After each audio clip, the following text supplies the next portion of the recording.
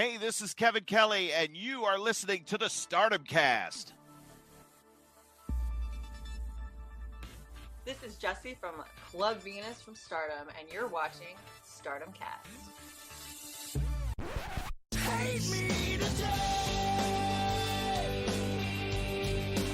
Hate me tomorrow.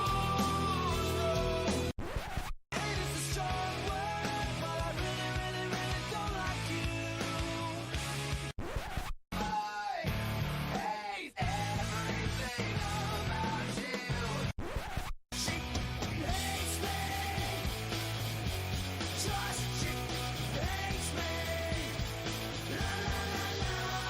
I tried too hard and she told my Hello, guys, and welcome to the Hate Cast. No, sorry, welcome to the Stardom Hate. I am your podcast host, Hate Goodwin, and I am joined as ever by my broadcast colleague, Hate Turner. Hate Turner, it's been a week, hasn't it? Rob Goodwin, my brother, it sure has. It sure has. In the almost 3 years I've been part of this fantastic podcast with you, my friend, I've never had as many people send me messages saying, I cannot wait to hear your and Rob's take on all the stuff that went down. I mean, I have had a lot of people like, oh, okay. So, I mean, let's get right into it, Rob. The people want to know. Let's not beat around the bush. Let's talk about it. The people want to know how my wife, Amber, what was her placement in the annual apple pie baking contest. So I know this is what everybody tuned into. So let's talk about it, my friend. Hell yeah! I mean, obviously, you sent me a message with a photo attached, and let's not leave these good people in suspense, my friend. How did Amber do, and when are we meeting to hold a purge-like anarchistic rally? I don't know. I think the purge thing switched over about 3 days later, but we'll get into that. Oh, God, yes. Probably 2 hours or so. Now, so what had happened is, and I mentioned last week that unfortunately, when they did the actual judging, the day they did the actual judging for the apple pie baking contest, that Amber's church meeting ran late, so we didn't get there in time. We had some spoilers that my sister-in-law, her sister, placed third, and we didn't hear anything else. So we assumed the very next day when we went to go check that Amber didn't place at all. However, that was not true. My wife did come in fifth place on the annual apple pie baking contest, where last year she finished third. So fifth, still not bad. However, Rob, when we were taking the pictures with her by all the pies and her pie and the ribbon, I decided to be a little naughty and do something a little fun. So what I did is I took the ribbon off the first place winner and I put on Amber's pie, and I took a picture with her next to the first place ribbon. And yes, I did this while I was staring at the judges. Hell that were yes, staring, making eye contact. That's right, like the badass that I am, the 80-some-year-old lady that was like, "What is going on? What a tough guy I am." So I took the picture with her holding the first place ribbon, and I put it in the group text that it was with Amber, everybody else that was in the apple pie contest from her family, her cousin, her uncle, her aunt, and her sister. I'm sorry, her aunt wasn't in it, and her sister. So I sent the picture, and I said, look at this, Amber won. And I told her, I said, I'm sending this as a text message. You have to commit that you took first prize, because my wife, God bless her, there's not a bad bone in her body. I don't know if she can be heel, for the lack of a better term, for more than 5 minutes. I'm like, you have to commit to this. Like, the pictures I already sent. I already said that you won in the group. So we're getting texts back and forth, and we're walking around the fair, and we're laughing. About 10 minutes goes by. She's like, I can't do it anymore. She sends a text message saying, no, the real picture is I took fifth. And I was like, oh, how can you do that? Like, I thought people believed us. We could have ran with this, Rob. We could have ran with this angle. Rob, about 10 minutes after she told everybody, no, I only took fifth. It was just something Drew wanted to do. It was really funny. Matt wanted to do, kayfabe brother, yada, yada, yada. I got a one-on-one text message from her aunt that said, shame on you. Rob, she said, shame on you. This is the same time me and you were going back and forth. You're telling me how proud you were of me that I pulled this angle off, and then I stared this 82-year-old lady and I, as I was taking the ribbon and put on Amber's thing, she told me shame on me. You know the last time a human being said shame on me was, I was probably in grade school. Rob, that was the 80s. Half of our listeners probably weren't even born. He said shame on me. And and I haven't heard from her since. I sent her a message back and she basically ghosted me. And me and her aunt are like really good friends. I was like, wow, I had the ultimate swerve there. But regardless, I'm sure I could patch that up. You know, I'm the good nephew. Everybody seems to like me. But regardless, no, Amber did take 5th place, and I was very, very proud of her. But yeah, my man, other than what we're about to talk about, how's everything on your end? Yeah, not too bad. Obviously, though, we recorded our alternate commentary and the watch along. So if you are on the Patreon, you'll probably hear this twice, but I apologise. So we went to go and see Alkaline Trio. For those who don't know, they are a punk band from Chicago who I've been a fan of for getting on to decades now, which is making me feel far older than I care to admit. But we went to go and see them, me and my girlfriend, in Manchester on Sunday. They were fantastic. It was a sweaty, sweaty gig, but it was certainly one of the best live crowds I've ever been a part of. Singing back every word. Everyone was just vibing. It was a great time. Really, really good. Plus, I even managed to persuade my girlfriend to come and watch Pro Wrestling Noah with me in the same venue. So if you are about Manchester, September 7th, the O2 Ritz, and you're going to see Progress and Pro Wrestling Noah, come say hi, make her feel welcome, because the last, and I said this to you, the last wrestling show she went to, the only wrestling show she's been to, was a WWE Raw house show from 2018, and those of you who were watching Raw in 2018 must remember that it was not an enjoyable product, and she was bored out of her tree. So hopefully we'll find her niche a little bit more with indie wrestling. That's the hope, anyway, Matt.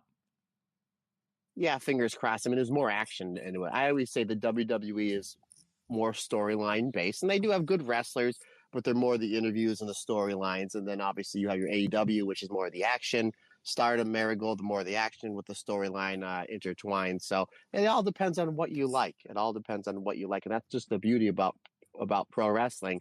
But if she doesn't like the Pro Wrestling Noah Progress show, next year we have several opportunities to maybe turn around to some other styles of wrestling. But that's another bridge that we'll cross for another day, my friend. Yes, absolutely. I don't know whether she will transition from Progress to WrestleMania. That might be too big a jump, but we'll see. She might enjoy WrestleMania anyway because of all the fun that is to be had. Obviously, we are going to be talking about the two Stardom shows from Sapporo this weekend, the World Rendezvous and the Wonder Rendezvous. Two very solid shows, one absolutely huge angle coming out of it, which I imagine is why a lot of you are tuning in just to hear our thoughts on it. We've got loads of little bits of news as well. We're going to be leaving the main event of the World Rendezvous show till the end, obviously, because we'll go chronologically so that we don't sort of end up messing up and things like that. So we'll talk about the Wonder show, we'll talk about the news first, then the Wonder show, and then the World show, and then we'll sort of dive into the main event and where we are now, the lay of the land and things like that. But before we dive into everything, before we talk even more, and before we continue with what is going to be a landmark episode in the fact that Matt Turner might actually not be positive for a change. Matt Turner, what is coming up on our Patreon this week? On our Patreon, Rob, going, believe it or not, we are right at the end of July going into August. So we have 2 more episodes for the July Patreon members, and that should be in your podcast feed by the time you listen to this, give or take a day or so. And we do have our final alternate commentary for the month of July as we look back at the 5-star Grand Prix in 2022 as Suzuki takes on Starlight Kid. And then we did our monthly non-Stardom watch-along, a match that me and you watched live as it happened, running on next to no sleep. It was Shuri taking on Masa Slamovich from Philadelphia, Philly Mania, GCW versus the World. And I got to tell you, I do remember watching that match live. And as tired as we were, we really enjoyed it. But I enjoyed it watching it so much better with you again when we were running on a little bit more sleep and having an adult beverage. So it was really good doing the alternate commentary and watching, having that watch along with Shuri versus Masha Slamovich. So that'll take us to the end of July. Rob Goodwin, that bumps us into the end of August, or the end of August. It'll be there before we know it. That bumps us until August. Should we tell the fantastic listeners what we got coming up for the Patreon members in the month of August? Nah, I think we should leave them in suspense for a while. All right. Well, hey, Matt Turner OF on the Instagram. Go for it, my friend. All right. As Rob explained to me last year, and I never knew this, Hazuki in Japan means August or something like that. So we decided that for our alternate commentary, we're going to be doing not 1, not 2, not 3, but 4 matches from our beloved Wild Heart herself, one Hazuki. Now, Rob has picked the following matches. Hazuki challenging Kagetsu for the World of Stardom Championship, as well as Hazuki taking on Shuri from last year's 5-star Grand Prix. I have those matches correct, right, buddy? You do indeed. I didn't even write that down. Look at me. Look at that memory, my 42-year-old mind. Go me. Anywho, and then my 2 matches will be Hazuki taking on Mayu Iwatani from the 2022 5-star Grand Prix, and then one of my favorite tag matches in Stardom history, probably the best tag match I've seen in wrestling all year, as we're just dialing back the clock a few months as FWC, Hazuki and Kagama challenge Crazy Star, Suzu Suzuki and Mei Sarah for the Goddess of Stardom Tag Team Championships. So that is what will be in your feed this month for alternate commentary. Now, the What If episode. What if I will be joined by the one and only, she always books herself to come on the Stardom Cast, and we will never say no because 1, she's entertaining, and 2, she's just has a lot of really great ideas. Allison Danger coming back on the Stardom Cast Extra in the month of August for our What If. What if Matt and Allison had an unlimited budget and we were starting our own wrestling company and every single wrestler in the world is not under contract? So that'll be really, really fun. Who knows what shenanigans is going to take place with me and Allison booking our own wrestling company. Our roundtable discussion, Rob Goodwin, there's a lot of our friends and family of the Stardom Cast that have joined us on Patreon episodes. However, a lot of these people, a lot of these fantastic people that have been on the show before are a little bit busy with tournament season. So I wasn't sure which way I was going to go, but I tagged in old reliable one Andy Header, and this is going to be a fun one. So it's Andy Header has been really big into Stardom over the last year or so. He's got so many questions that he asked me about Stardom, and obviously Andy has been a part of the Patreon before, and he's going to be on 3 episodes this month for the Patreon. So the roundtable discussion is Andy Header is going to go through his top 5 favorite Stardom matches that he has ever seen, and then I'm going to kind of, I don't know what they are, and I'm going to kind of just give my general reaction. So I think that's going to be a real fun one, because Andy, very much like me 3 years ago, jumped into Stardom really head first, and is absolutely loving what he's watching and everything going on in Stardom. So it's going to be really fun to see what his favorite 5 matches that he's seen in Stardom so far. So that'll be what our roundtable discussion is. And then our tag team breakdown with me and Andy this month is we're going to be doing a match from 2022 Artists of Stardom Tag Team Championship. It'll be Mai Himipoi, Maika Himika Natsupoi defending the Artists of Stardom Tag Team Championships against Momo Watanabe, Starlight Kid, and Saki Kashima. So that'll be a fun one. And then, of course, Andy and I will be back in the month of August for What Show is Better. We will be comparing and contrasting 2 shows. We don't know what shows we're going to do just yet. If anybody has any suggestions, you're more than welcome to throw your suggestions out. So that is everything that is coming up, and probably more on the Stardom Cast Extra in the month of August. You add that to all the loaded 5-star Grand Prix stuff that we'll be covering, as well as some retrospectives and some stuff we'll be releasing from the vault. So there's going to be a lot of really cool stuff coming on the Stardom Cast in the month of August.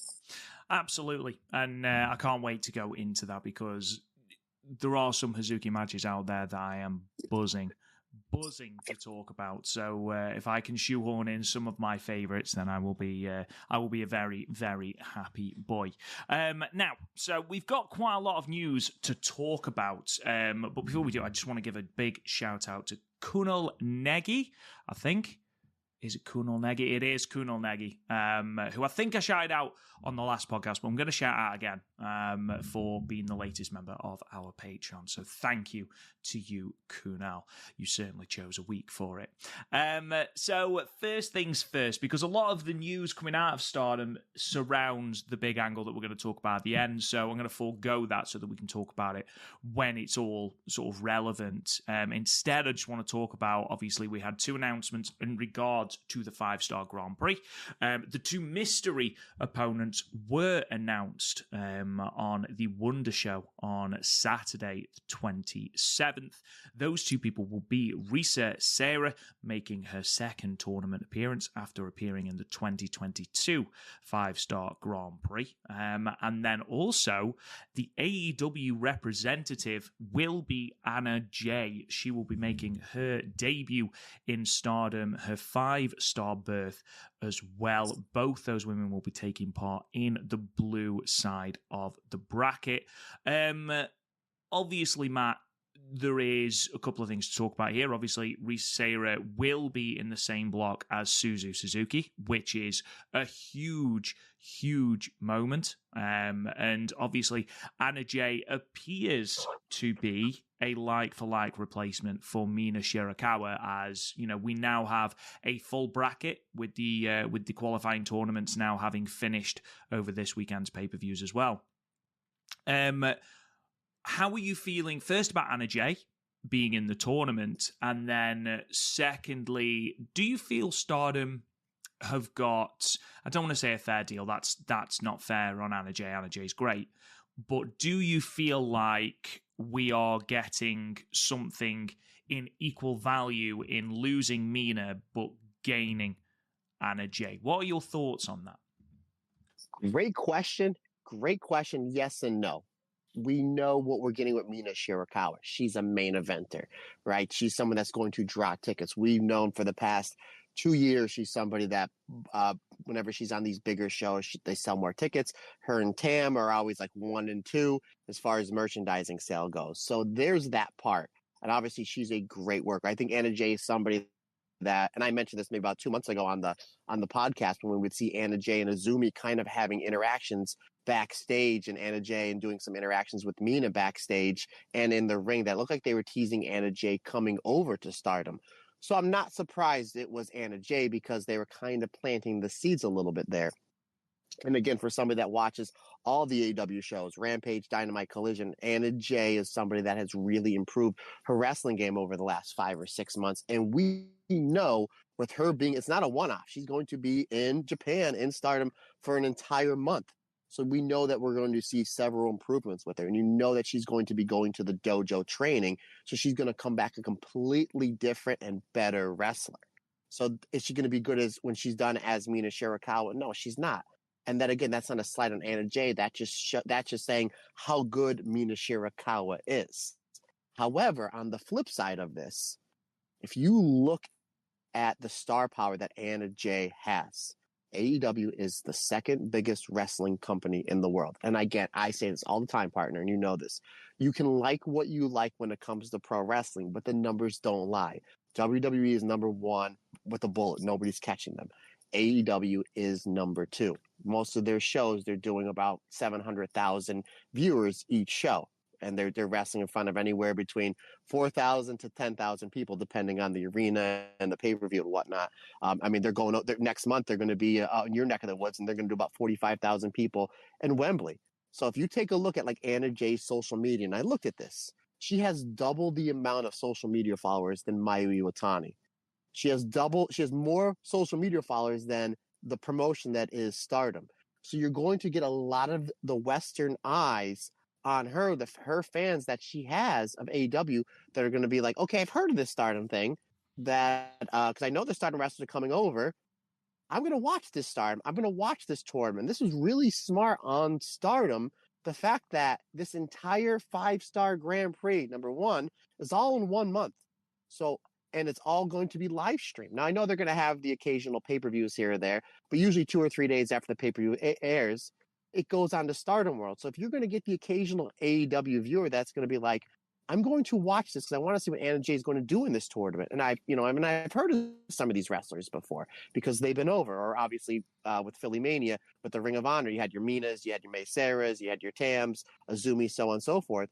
So if you want to watch this entire tournament and you want to watch Anna Jay, if you're a fan of hers, and again, she's got a huge social media following, it's only going to cost you like $7 because the entire tournament is in 1 month. It's in the month of August.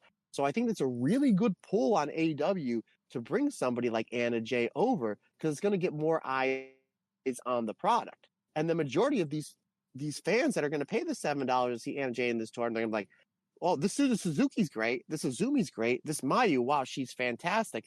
This Micah, she's terrific. Natsupoi, a murder pixie on the Stardom show? Absolutely. Where can I watch more? So I think it's a good pull to bring her in. It's a win-win for one Anna Jay.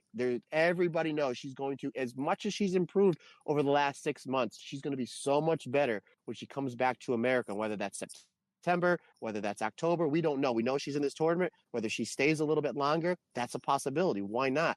The AEW women's roster is absolutely loaded. They're really not doing anything with her. So let her stay another 2, 3, 4, 5 weeks. Again, she's going to be training in the dojo. She's going to be picking the brains of the Mayus, the Hazukis, the Azumis, the Micahs, so on and so forth. So it's a win-win for everybody because, again, you're going to get more eyes on this tournament from the Western fans that really don't know too much about Stardom.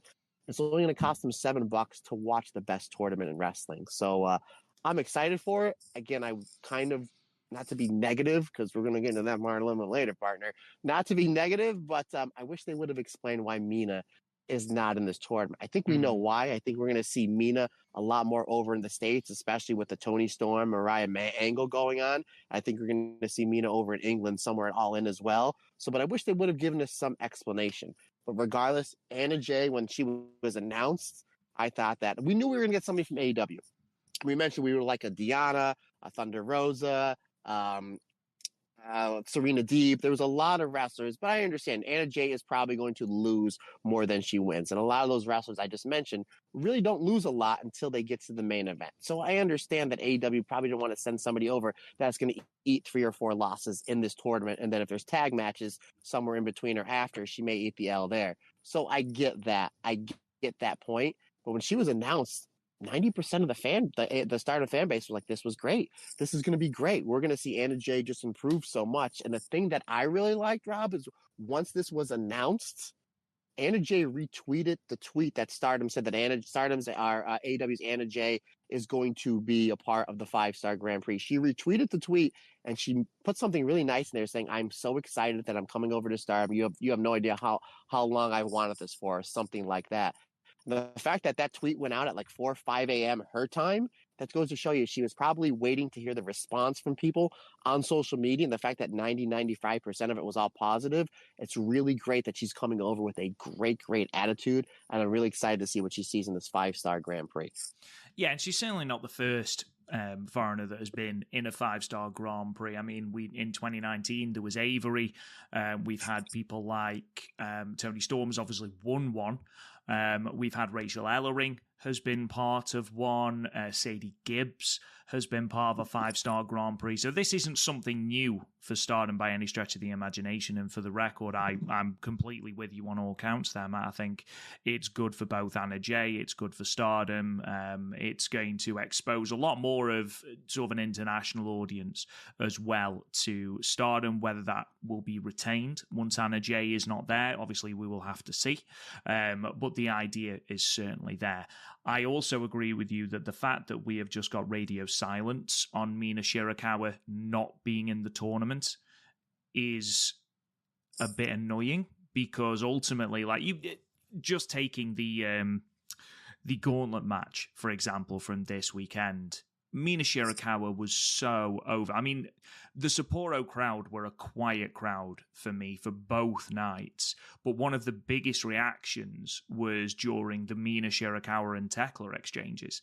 So she's a huge star in Japan, a huge domestic star, definitely. So to just get something to say, Mina Shirakawa will not be participating because, as opposed to just leaving it and just assuming that the fans will work it out for themselves, I don't like that. I feel like the fan base do deserve a reason as to why you've left out one of your main eventers from a tournament that has now been shifted several times. So, yeah. On one hand, completely agree. I'm looking forward to what Anna Jay can do. Just for clarity, she is in Blue Stars A group, or Blue Stars A block, should I say, which is the same block as Saori Ano, Saori, Starlight Kid, Xena, Koguma, and the qualifier from Blue Stars, which we'll be talking about shortly. So some really intriguing matches. I'm very much looking forward to the obvious Anna Jay and Saori Ano, Saori, Starlight Kid, but I do really think that an Anna Jay versus Xena match, Xena, who I am a huge, huge fan of, by the way, another person who really impressed with the very limited time she had over the pay-per-view weekend, that's going to be a very, very tasty match as well. And just before I throw to you, Matt, Risa Sera is in Blue Stars B group, and that block has Suzu Suzuki, Saya Kamatani, Hanan, Saki Kashima, Tekla, Ron Yagami, who is obviously a replacement as Amisori, starts her recovery and rehab following the ACL and meniscus injuries in her knee. So some really good matchups there. Obviously, your eye is instantly drawn to Risa Sera and Suzu Suzuki, just to the history that they have with prominence. Risa Sera versus Saya Kamatani. It's a run back of the Pro Wrestling Wave match that they had during the Catch the Wave tournament.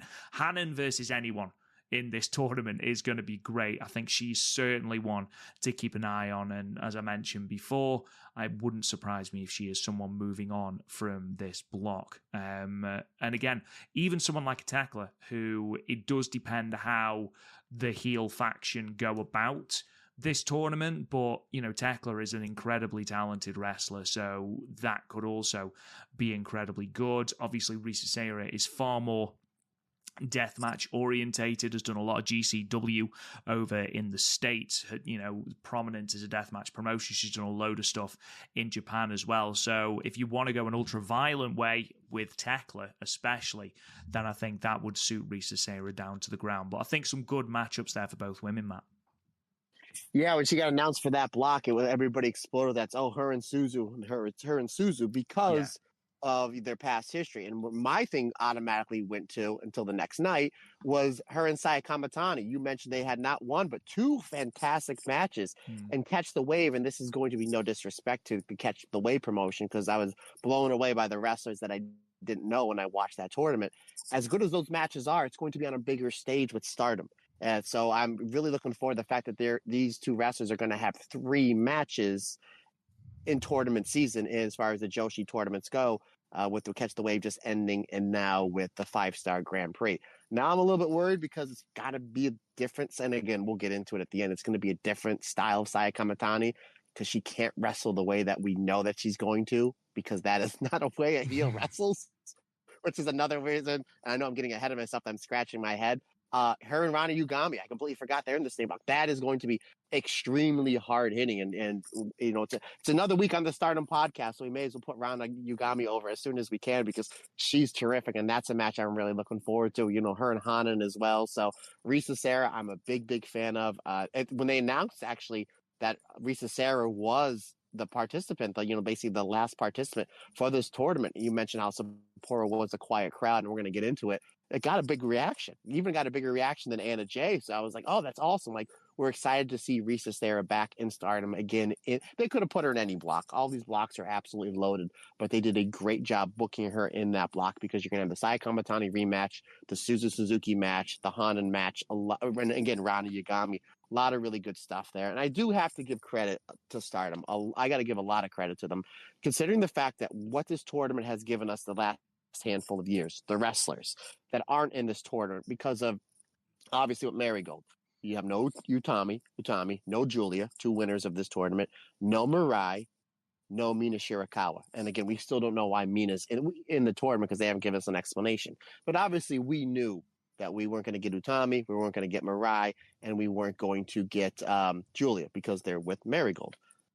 Nobody's really complaining too much about the wrestlers they're in this tournament, considering the fact that you've taken away 4 main eventers that we've seen in this tournament the last handful of years.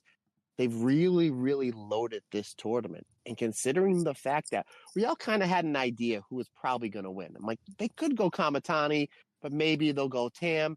now, and we mentioned this before, I think even before we hit the record button when we did our alternate commentary, it's kind of blown wide open. It really, really is. So I'm super excited for the tournament. I know a lot of people are down on Stardom for the angle they just did, and trust me, I am as well. Yes, super positive.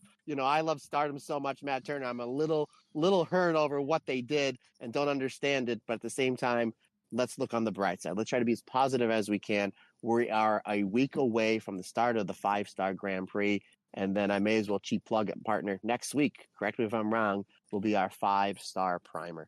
Hell yes, it will. I am very, very much excited. Looking forward to our preview of this tournament. Looking forward to talking through the stats, the wrestlers, the permutations, all of that sort of good thing. So that will be live. I will put it up at the same time for both free members and Patreon members as a one-off, simply to give you as much time to listen to it as is humanly possible before the actual tournament starts on the Saturday in Yokohama Budokan. So I'll make sure to get that up. It will be a longer episode, but luckily there is only one show next week. There's only one show, Matt, between the pay-per-view that happened, obviously Sunday the 28th, and the 5-star, which starts the 8th of August, 10th of August, sorry. There's only one show, and they've just announced the card for that literally a couple of minutes ago in Hamamatsu. So we'll be talking about that in a moment, and we've got the Artist of Stardom titles on the line in what should be the main event. So that's exciting as well. Speaking of tournament wrestling, Marigold have had their Korakuen Hall show today. First of all, before we talk about anything, obviously, we will be recording a Marigold Standard. It will not be coming out till Thursday, simply because I've got stuff on tomorrow, and we're recording the Stardom cast early because I'm busy tomorrow. So we will be recording it tomorrow on Thursday, and we'll be talking about in more detail everything, all of the news that we're going to talk about now. But first of all, before we dive into it, Matt, have you watched the show yet? No, I know it happened. Again, we're recording this on Tuesday just because we usually do Marigold on Tuesday, Stardom on Wednesday. So we decided to kind of flip-flop a little, give us time to watch the Korakuen show. I did not. I did see the results from the show, which, as per usual, me and you, when we agree on something, that means to pick the opposite side. So, folks, I'm giving you a 6-month warning. More than likely, myself and Rob will be in Vegas for WrestleMania weekend next year. Vegas is the gambling capital of the world. So if you see us at the roulette table and me and Rob double down on red, bet on black. Bet on black. Or vice versa. Yeah. Bet on black, vice versa. Shake our hand and give us a 5-star review on Apple Podcasts, and we'll call it even. So, but no, I have not yet seen the show yet. I'll be watching it after we record this episode. But have you get a chance to see it there, good sir? I did. Watched it live. Very, very entertaining show. Obviously, we've crowned our first Marigold Twin Star champions. I'm not going to spoil it because obviously I know that there will be people who won't have seen it yet. There is some news coming out of it that I'm going to talk about now. So if you don't want to hear about it, I imagine you will have probably seen it on social media anyway, but please make sure just to skip ahead maybe a minute or two so that you don't get it spoiled for you. But after her and Sari's match against Victoria Yuzuki and Kazuna Tanaka, which was a fantastic match, by the way, Julia announced that her final show with Marigold will be their next Korakuen Hall show on the 19th of August. This gives us 5 matches of Julia until she leaves for WWE, where it's rumored that she will make her debut at the next Premium Live event, which I believe pardon me, is the 1st of September. Not only has Julia announced that, at the end of the main event, Mai Sakurai came out and said, basically, I want a singles match with you. I want to prove that I can beat you. There's a lot of history there, obviously, with Donna Del Mondo. They've both jumped from Stardom to Marigold together, and Julia said, yeah, I agree. We should have a singles match. Let's make it my final match before I leave. So on the 19th of August in Korakuen Hall, Julia's final match in Marigold, it will be Julia versus Mai Sakurai in singles action. The rest of her tour, so to speak, has also been announced. Matt, you'll notice that there is one omission here, and we're going to talk about it. It's a big one. August 3rd, it'll be Julia, Mai Sakurai, and Mirai versus Chiaki, Bozilla, and Nagisa Nozaki. August 4th, Julia and Nanae Takahashi are taking on the Twin Towers team of Koki Amare and Chika Goto. August 10th, Julia versus Miko Aono. Yes, please. But August 12th, Julia and two mystery partners, should I say, versus Nanae Takahashi, Mai Sakurai, and Nao Ishikawa. And then on August 19th, Julia's final show with the company, Julia versus Mai Sakurai. Now, obviously, Matt, there is one big omission there, and that is Fukigen Death. No, it's obviously Utami Hayashishita, who unfortunately was hospitalized with enteritis. I didn't actually realize it had been that serious, but Sonny Gutierrez and Stuart Fulton on commentary said that she'd actually been released today from hospital. Enteritis can be really, really horrible. It's a digestive issue. And yeah, it sounds like she's been really rough with it. However, does sound like she's on the mend, does sound like she's getting better. So obviously our well wishes go out to Utami. But she seems to be missing from all of these matches, Matt. Now, call me a fool, but I think if Julia was not making some sort of return at some point, they would have Utami here as her final match. No disrespect to Mai Sakurai, who I thought was phenomenal on this show, by the way. Really, really good. I think Julia and Utami will face off in a big venue for Marigold, maybe in a couple of months' time. But at the moment, no Utami on this last run, for now, of Julia and Marigold. Rob, you just said call me a fool. If you're a fool, what does that make me? Anyway, it's a whole nother podcast. Yeah, I agree. Again, I was kind of on Twitter just going through certain things, and I think it was Karen, friend of the show, Karen Peterson. Hello, Karen. By the way, Karen did a great job talking me off the ledge on Sunday. She's the best. She tweeted out that Julia did announce that her last match in Marigold before going over the States is going to take place in Korakuen Hall. And they didn't mention who it was just until, I guess, the end of the show. Again, I didn't get a chance to see it. The spoilers didn't bother me. And then I sent her a message. I said, you think it's going to be Utami? And then she said, we'll see. Then I thought Julia and Korakuen Hall versus Utami. I mean, that'll do 1,500, no problem. But maybe a venue we're going to do maybe about 2,000 people might be, the best. You basically want to get the most bang for your buck.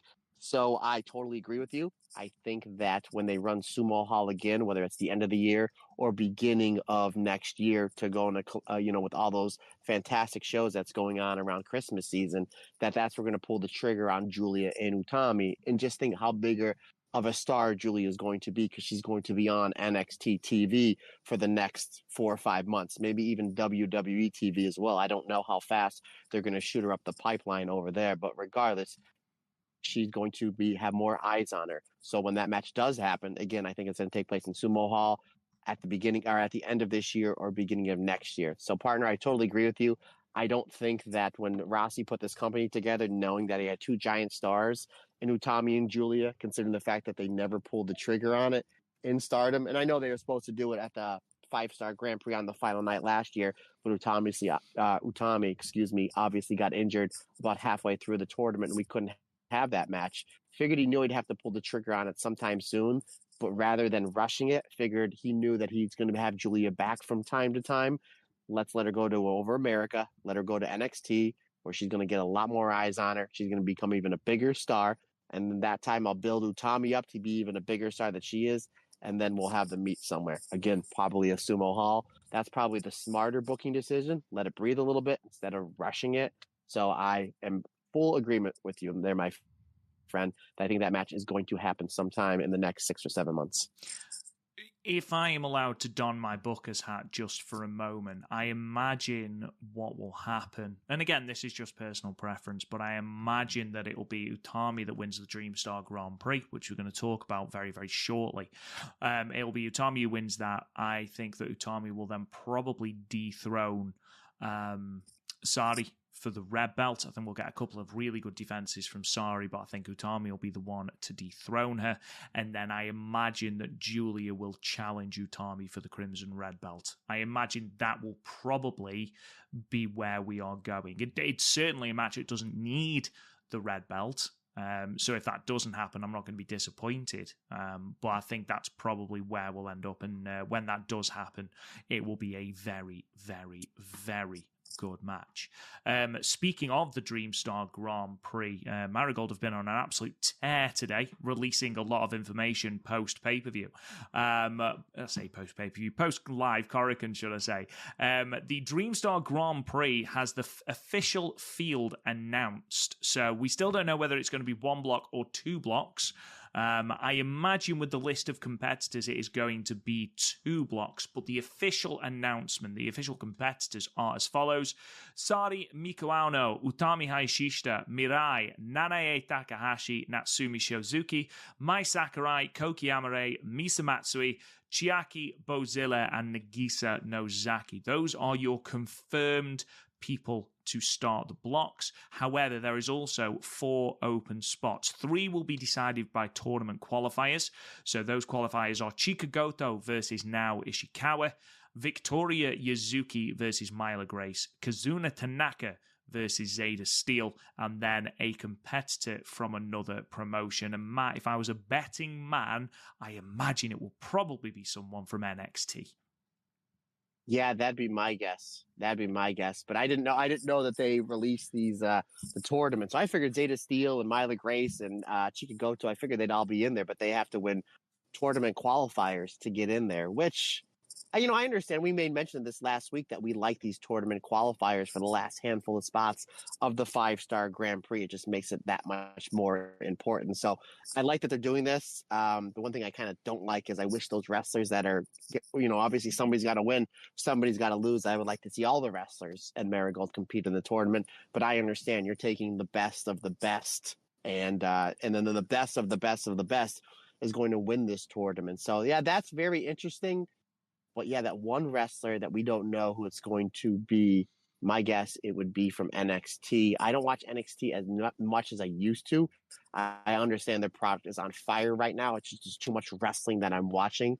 But if I had to, obviously I would love for it to be Roxanne Perez. It's not going to be her. It's not going to be Roxanne Perez. I'm just going to lay it out there because if I say a name, someone's going to send me a message after this podcast came out. It's like, I can't believe Matt doesn't want Roxanne Perez in the tournament. I absolutely do. I think she's fantastic. I think she's the best thing on NXT TV when I do watch the NXT shows. My guess that I would like to see in this tournament would be Thea Hale.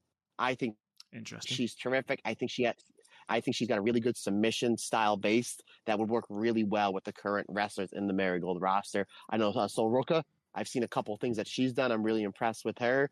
But that would be my guess. I would go with Thea Hale. How about you, partner? There's a couple of people that I'd be really interested to see. There's Natalia Markova. Not Natalia Markova. What am I talking about? I can't remember. I can't remember her name. I'll have to look it up in a second. In my head, I can see her, but I can't remember her name. Again, I'm not particularly au fait with NXT at the moment, but Sol Rucker is another one that I'd love to see. I'd love to see Kalani Jordan mix it up in NXT. Whether she will, I don't know. I would be incredibly surprised if it's Roxanne Perez, simply because she is a champion, and I imagine that she will be dropping that title sooner rather than later so that she can go up to the main roster because she is absolutely tremendous.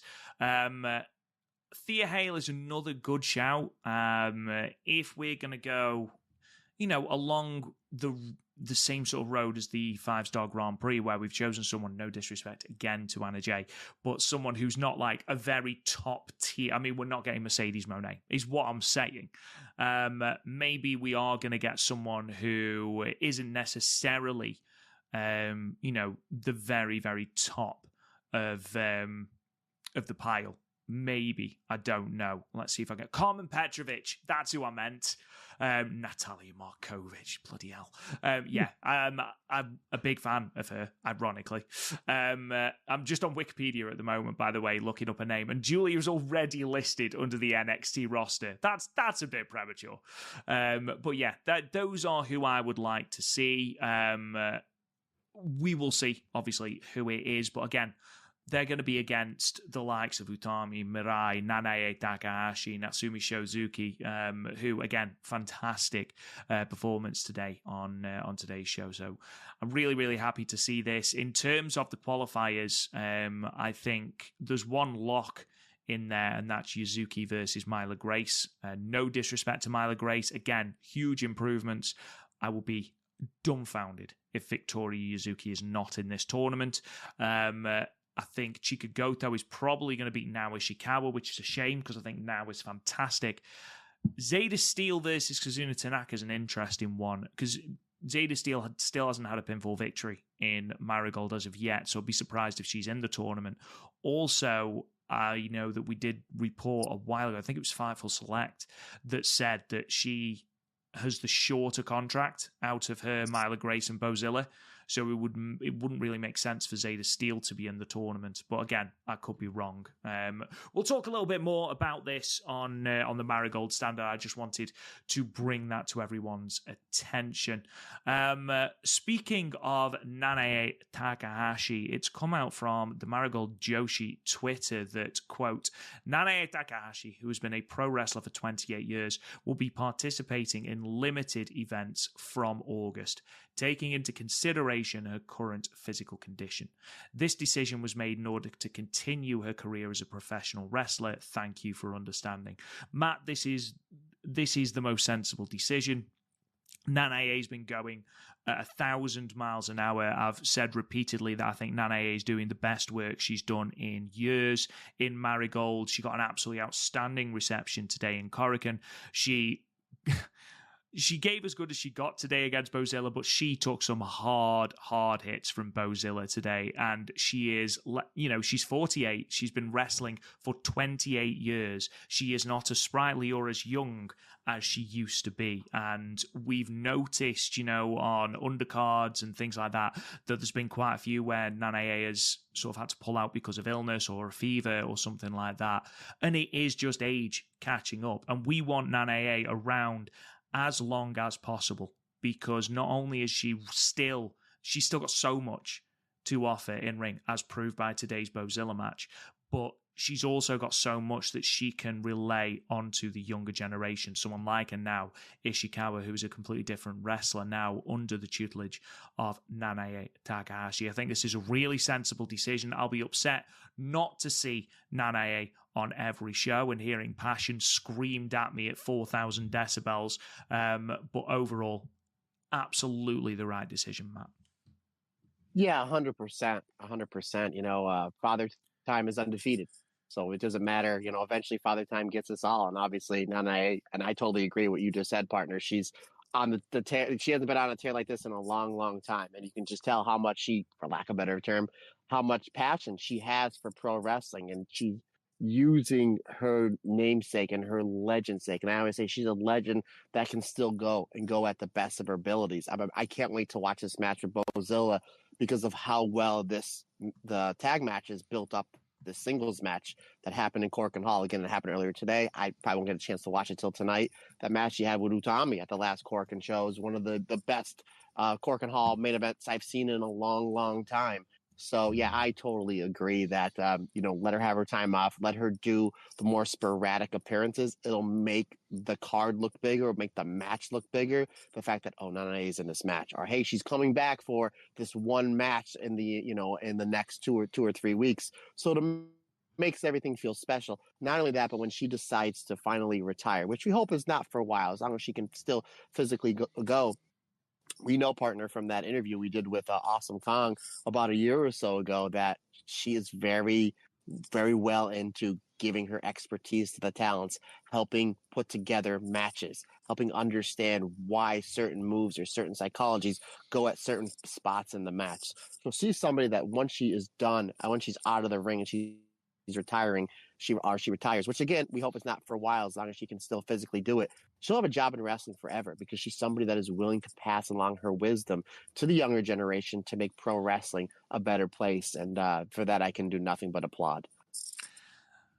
We then move on to a former World of Stardom champion who has announced her imminent retirement from pro wrestling, and that is, of course, Meiko Satomura, who will be retiring from pro wrestling April 2025, her 30th anniversary of wrestling. Her retirement tour will begin in September. The date, courtesy of fantastic friend of the show, Scotty Wrestling, are as follows.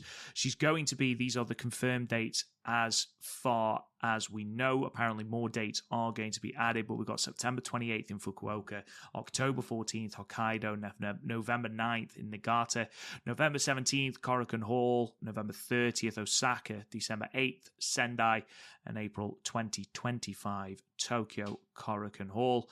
And then Sky's just put underneath in that tweet, Satomura also said she would accept challenges from wrestlers and compete in other promotions during her retirement road. Whether we see Meiko Satomura in the Dreamstar Grand Prix, I don't know whether that is a little bit of wishful thinking, but that would be awesome. I know that Emi Sakura also turned up during this press conference where Meiko announced that she will be retiring from pro wrestling, and she has requested a match. I think that has been made official, but I can't find the date or indeed the venue. But what a career for Meiko Satomura, one of the most decorated Joshi, one of the most well-respected Joshi of all time. And of course, you know, needless to say, former World of Stardom champion, had some blistering matches in Stardom, and I hope that she has a very well-deserved rest during her retirement, Matt. Yeah, considering the fact that she only had a handful of matches in Stardom, they're all like must see. You know, that one with Yuzuki Ayakawa. Obviously, we talk about the tag match with her and Kairi versus Thunder Rock for the Goddess belts. Her two matches with Kairi, especially that 30-minute time limit draw for the World of Stardom Championship. The match from a year in Climax 2015 with Io Shirai. Again, she only had a handful of matches in Stardom, but they were all like, you got to see this. Like, this match is fantastic. She was terrific. She was terrific in the last Mae Young Classic that they had. She was terrific in that little mini feud she had in NXT with Roxanne Perez. Correct me if I'm wrong. Did she not wrestle on an episode of Monday Nitro, Rob? I think that's like how far back her, like, that's, I mean, that just goes to show you how long her career is stretched out. And I made mention this on social media. I'm going to make mention again, considering the fact that she's giving us so many more months before her retirement, which I like. I would love to see her wrestle for every single major wrestling company. We know she's obviously going to do Sendai Girls. I would love to see her wrestle have a match or two for WWE, have a match or two for NXT, go over to AEW and have a match or two, TNA, have a match or two, Stardom, Marigold. I would love to just see her be like, look, I'm a legend. I'm retiring. I don't know if she's under any contract. I'm not sure. But considering the fact that all these borders, you know, all these forbidden doors have pretty much been almost permanently open, I would love her to see, because she's such a legend and she has so much respect in wrestling from every single wrestling company, that where she can kind of do one or two matches for every big company before she calls it her career. And I would love to see that to happen. I think it's a good possibility we'll see her in some of these. As far as the Dream Star Grand Prix, I'm going to go against you on that one. But as much as I would love to see it, I don't think that's going to happen. But I would love to see her do a couple shots, or at least one more shot in Stardom, considering the fact that, again, she is one of only a handful of wrestlers to hold that red belt. The 13-year history of that World of Stardom Championship, there has not been many Joshi that have held that belt, and she's one of them. And she's had some of the best matches in the history of that company, you know, in her time there. So I'd love her to see her come back to Stardom just for maybe a one-off. Marigold as well. I mean, Meiko Satomura versus Mirai or Miko Ano or obviously Utami. Yes, please. So it's going to be really interesting to see what matches she's going to do. And again, the world's her oyster. And again, I just hope that every wrestling company will let her just have one or two matches so we can honor such a legend that is Meiko Satomura.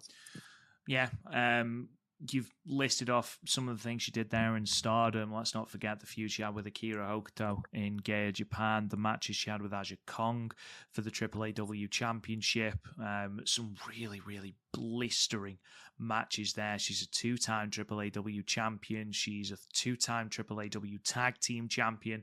She's won the KOD Openweight Championship. She's won the KOD six-man tag team championship. She's a Progress Women's champion. She's been the Sendai Girls World champion, the World of Stardom champion, and let's not forget that she was the WWE NXT UK Women's champion for 451 days, which was a lunacy reign, the second longest reign with that belt.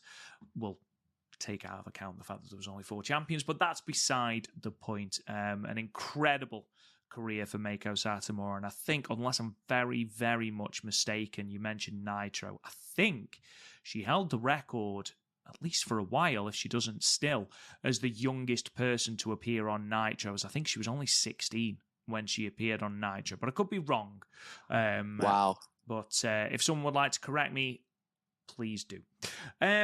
Moving on then, I know that Natsupoi and Sari have taken on Azumi and Takumi Iroha from Sariism Chapter 4 in a Special Dream tag match. Apparently this match is absolutely incredible. I have not had a chance to watch it yet.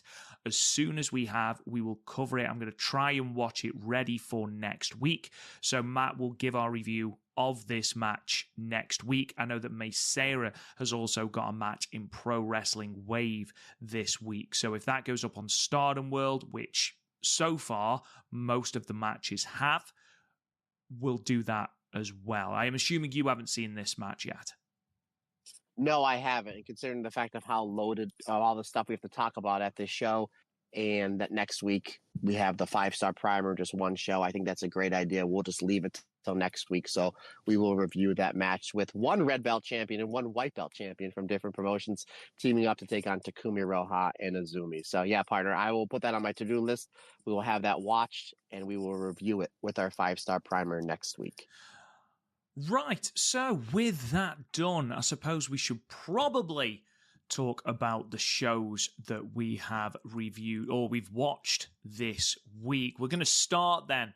It's been a double shot in Hokkaido. We're going to start with Stardom Sapporo Wonder Rendezvous from Saturday, the 27th of July 2024.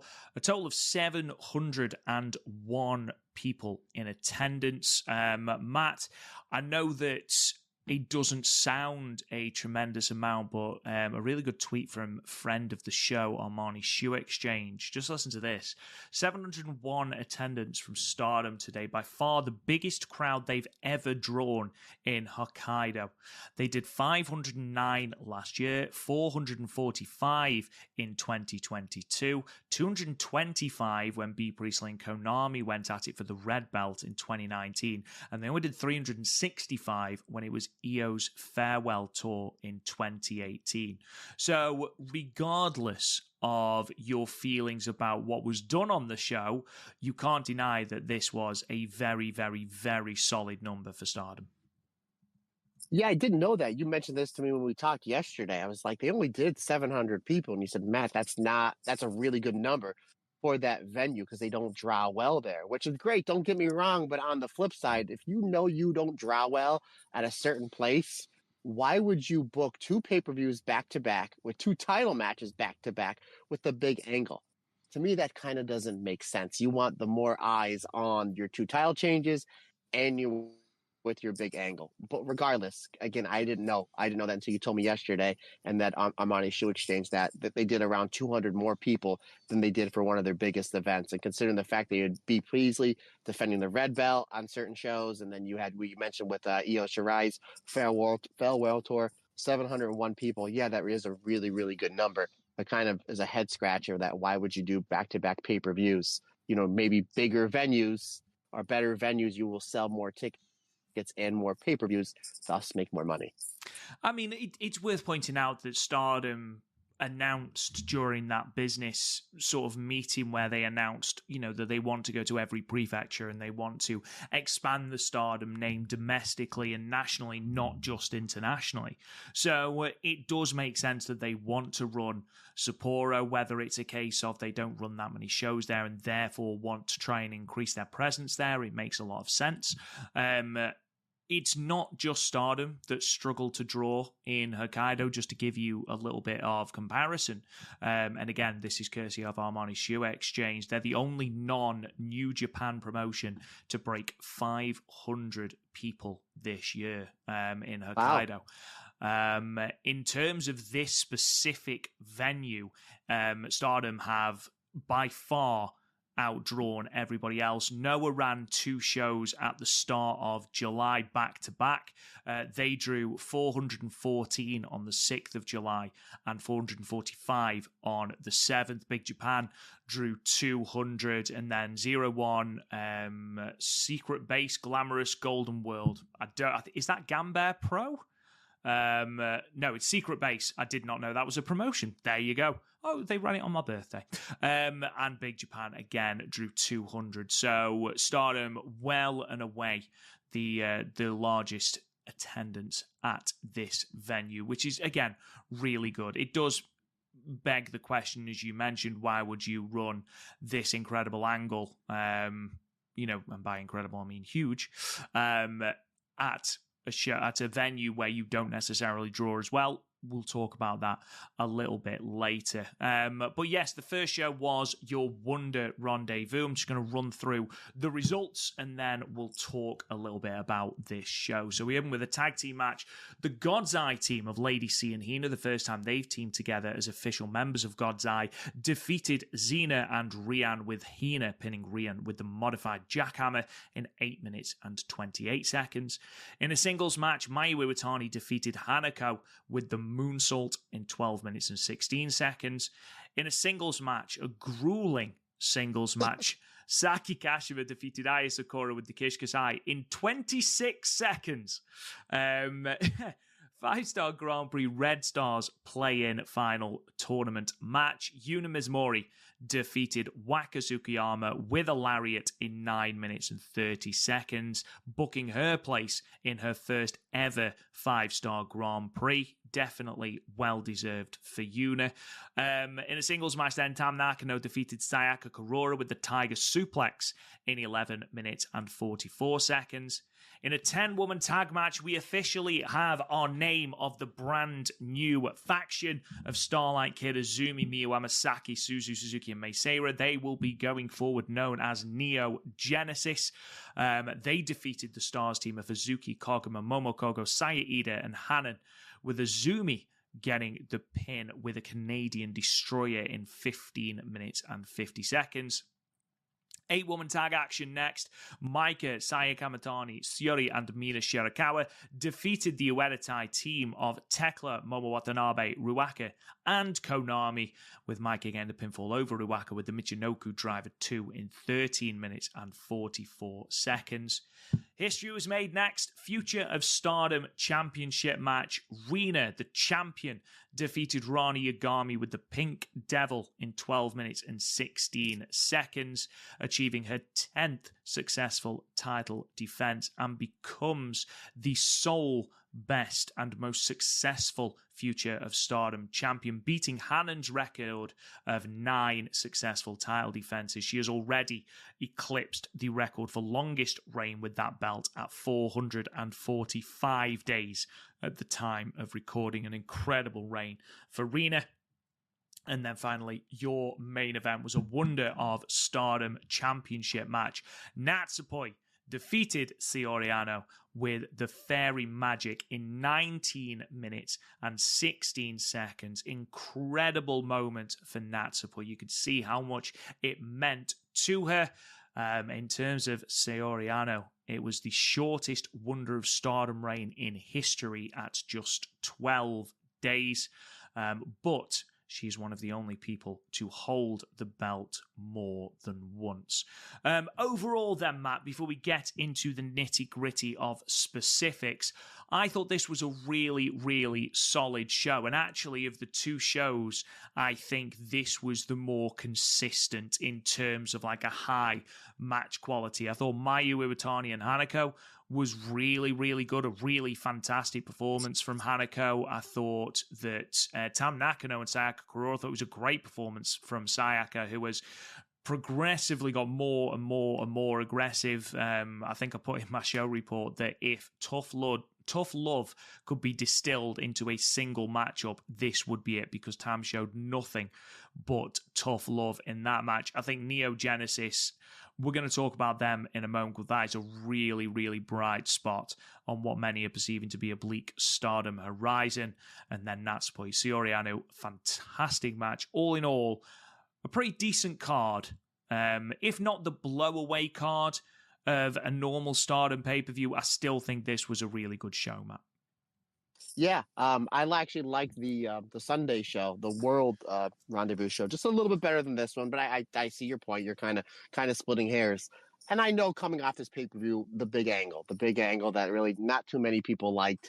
Let's take that aside just for a moment. These two shows, I talked to you about this, and I put on social media. These two shows are really good shows. If you bought the bundle packet, which I know me and you both did, you got your money's worth. You really did. These were both really, really good, solid shows. Had some really good title matches on and multi-women matches. But yeah, and even the pre-show matches that were on YouTube, I thought were terrific. And they gave you the Mayu versus Hanako match free on YouTube, as well as Saya Kamatani versus Mei Sarah, which, boy, howdy, that was like a heck of a match. And we knew it was going to be good, but they really blew it out of the water. So yeah, both these shows were really, really good, really entertaining.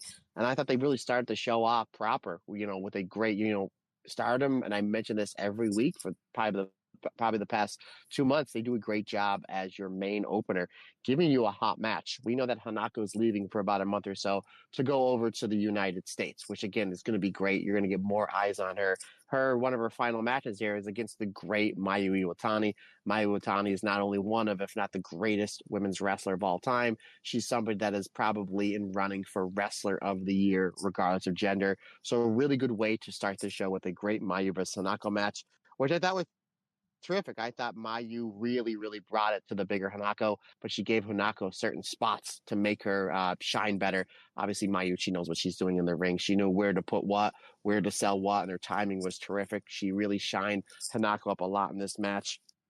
And I did like how Mayu, towards the end of this match, she really had to empty out her arsenal of kicks and super kicks to keep Hanako down, because she kept trying to go for that moonsault, but Hanako kept trying to block her, which makes sense. We know that that's Mayu's one of her big to-go-to moves, but she hits like a super kick, buzzsaw kick, super kick combination that puts Hanako down just enough time so Mayu can hit the moonsault.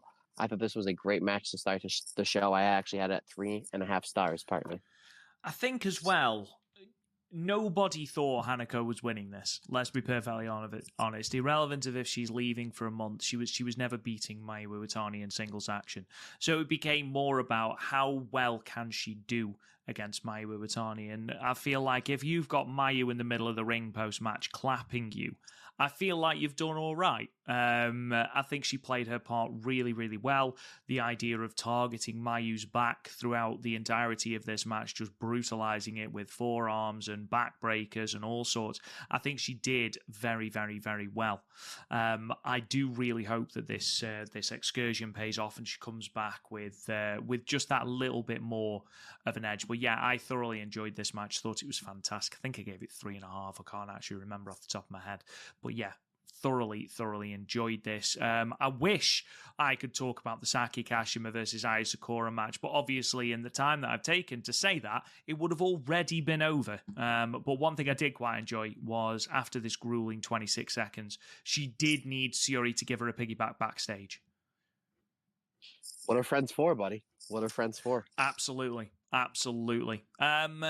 A couple of things then. So first of all, we might as well talk about Neo Genesis because they're the brand new hot thing. And there was a lot of buzz, a lot of excitement, and rightly so, about their debut. Now, I get such Tokyo Cyber Squad vibes from this group. And I don't know whether it's just the neon and stuff like that, or whether it's just the general aura of the group, but I'm so enamored with all of them. It feels very much like 5 individual stars as well. No one feels sort of put at the back. When this was announced and sort of Starlight Kid was sort of the de facto leader, I don't think there is a leader per se.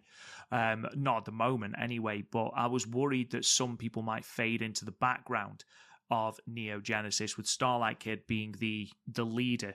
Miyu Amasaki was someone I was quite worried about, and why was I worried, Matt? Because not only has she embraced this change, it feels like she has been the one that's benefited most. She was the one that everyone was talking about afterwards, whether it's because of the new gear, the new hair color, which, by the way, she was wearing a wig, apparently, during the signing 3 days before, so that the new hair would be a surprise on pay-per-view. That's brilliant. Kayfabe, brother, kayfabe. God bless her. Only wrestling like 2.5 years, and she understands kayfabe. I love it. Absolutely. And like I said, all 5 of them feel very much like 5 individual stars. Great reaction, great music. They've all got poses, and most importantly, sometimes you can see when people are faking excitement or faking enjoyment being in certain situations. Here, you can see that there are 5 people who just enjoy being in each other's company and are having a ball doing this. On what is undoubtedly a very uncertain horizon for Stardom, the debut of Neo Genesis and the collaboration of these 5 wrestlers could not have come at a better time. And what better way to debut all 5 of them than against a Stars team who have arguably been the most cohesive, consistent faction in Stardom over the entirety of this year so far. Hazuki, Koguma, Momokogo, Sayarida, and Hanan. I thought this was a fantastic match and was actually my second favorite match on the entire show. Yeah, I agree. It was my second favorite match from the entire show. As far as Neo Genesis goes, yeah, you mentioned a lot of great things. I just want to get the one little negative thing out of the way, partner.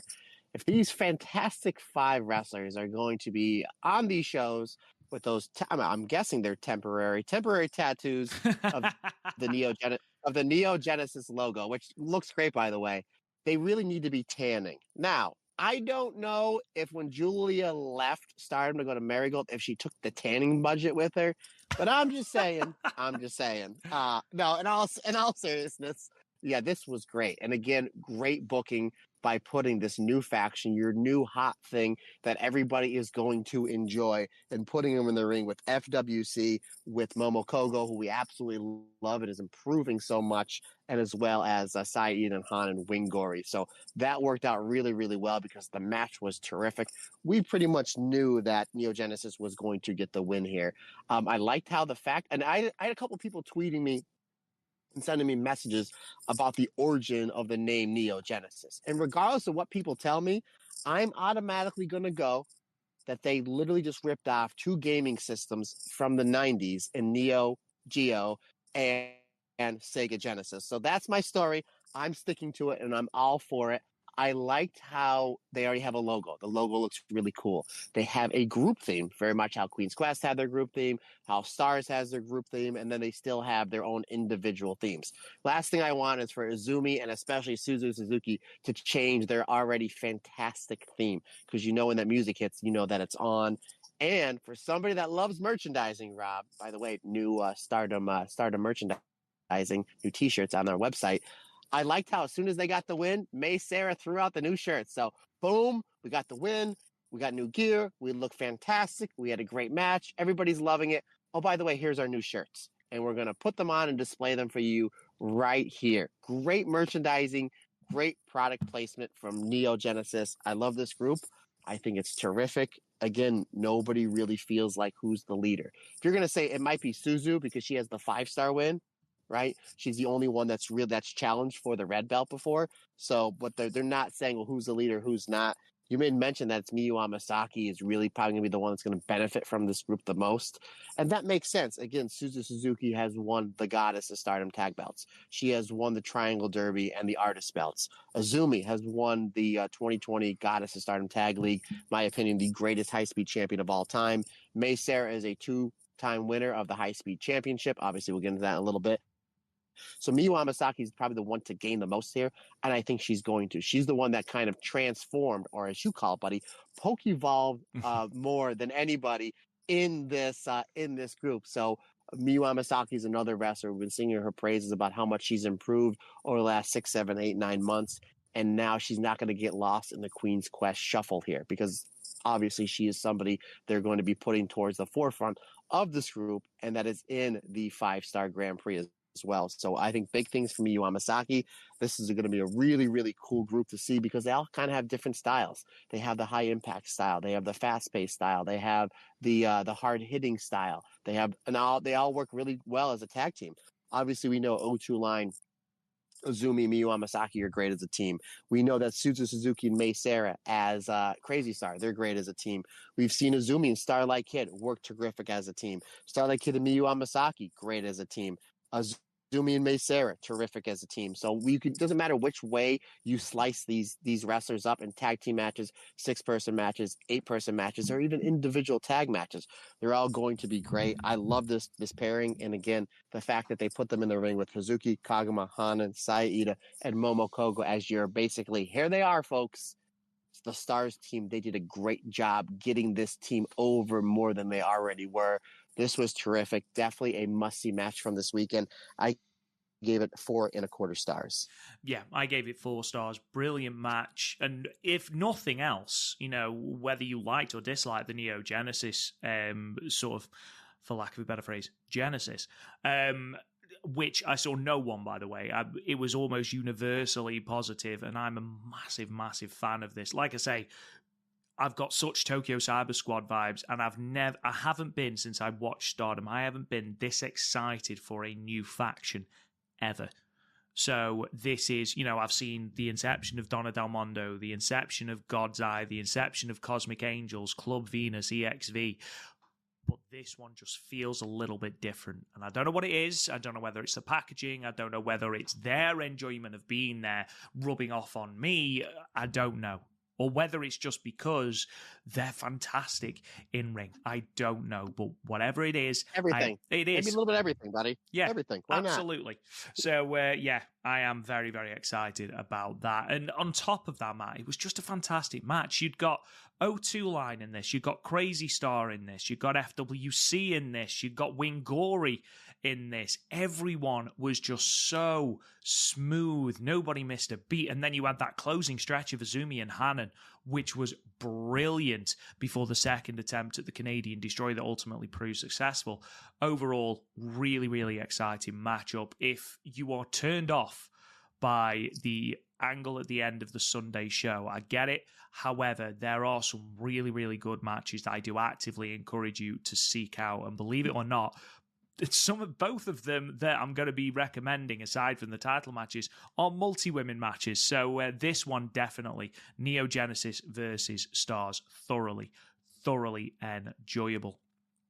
Someone who I want to give more of a spotlight to, just before we move on to the upper card, Tam Nakano and Sayaka Kurora. I thought Sayaka Kurora was brilliant here, literally grinding out, or desperately trying to grind out a result against Tam, who was at her discerningly kind best.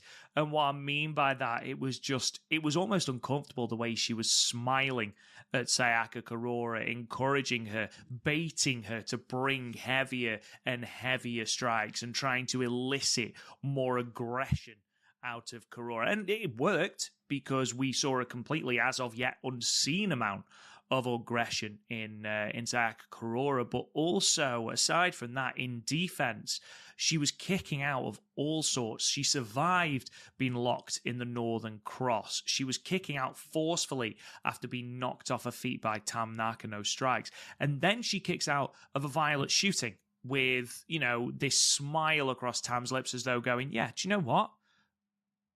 You've proved to me that there is progress. Of course, she can't then kick out of the Tiger Suplex, and ultimately she loses the match. But again, how she loses, this is why I'm excited about the prospect of the development of Sayaka Kurora, because genuinely here, in losing, I thought she did a very, very, very good job. And Tam clearly thinks the same as well, because she plastered kisses all over Sayaka Kurora's face post-match, Matt.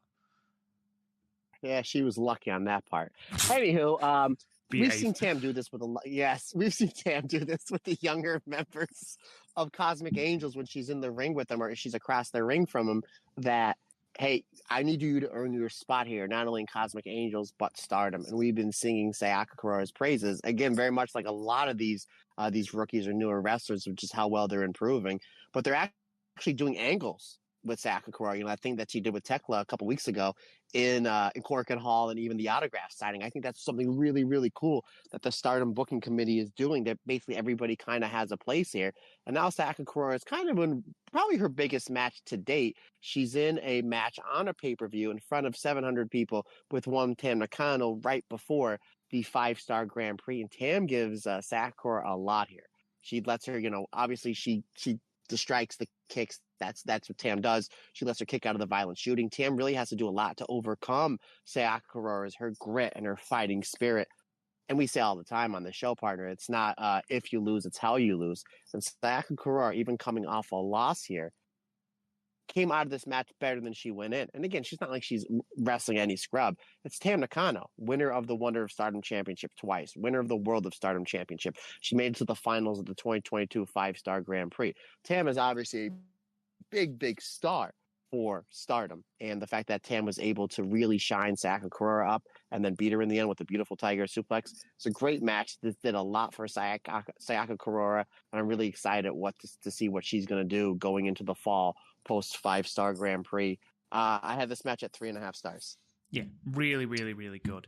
Micah Kamatani, Syuri, and Mina Shirakawa taking on Uedatai. A lot of torment for Syuri over the last couple of days. And boy, howdy, did she explode into this opening, Matt. We've seen Syuri, obviously, she's a phenomenal striker. We know that. But how she opened up with Momo Watanabe. By the way, new gear day for Uedatai, now known as Hate. And I really like that. It was like black on black. It really made them look even more violent and more like badass than they did before. So it's like, okay, we're getting Momo and Syuri to start. Yes, please. Obviously, we all have flashbacks to that phenomenal match of the year candidate from the 2021 finals of the 5-star Grand Prix. But when Syuri comes out, once the bell rings, she opens up with Muay Thai style strikes.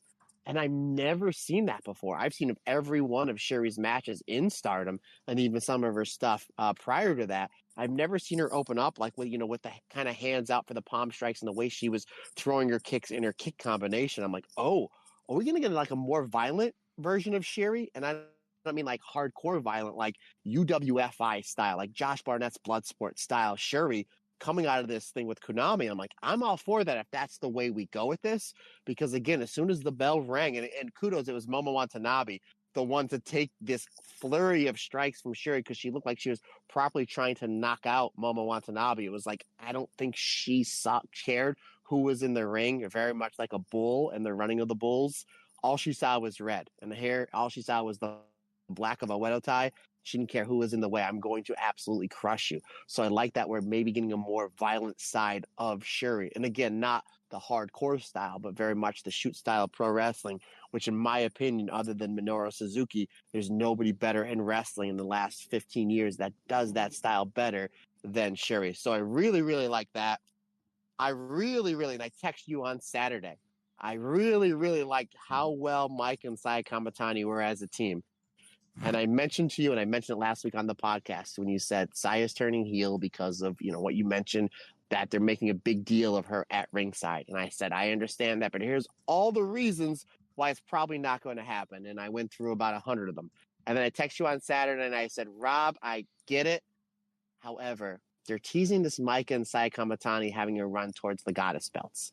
They're probably not going to win them, but they worked so well as a tag team here, considering the fact that they're not a tag team, but we're teasing it. Why would we tease it, talk about it, put it all over social media, and make it the main focal point of this pay-per-view match if Sai is going to turn? You even said that's another great point, which aggravates me even more because of Micah and Saya as a tag team.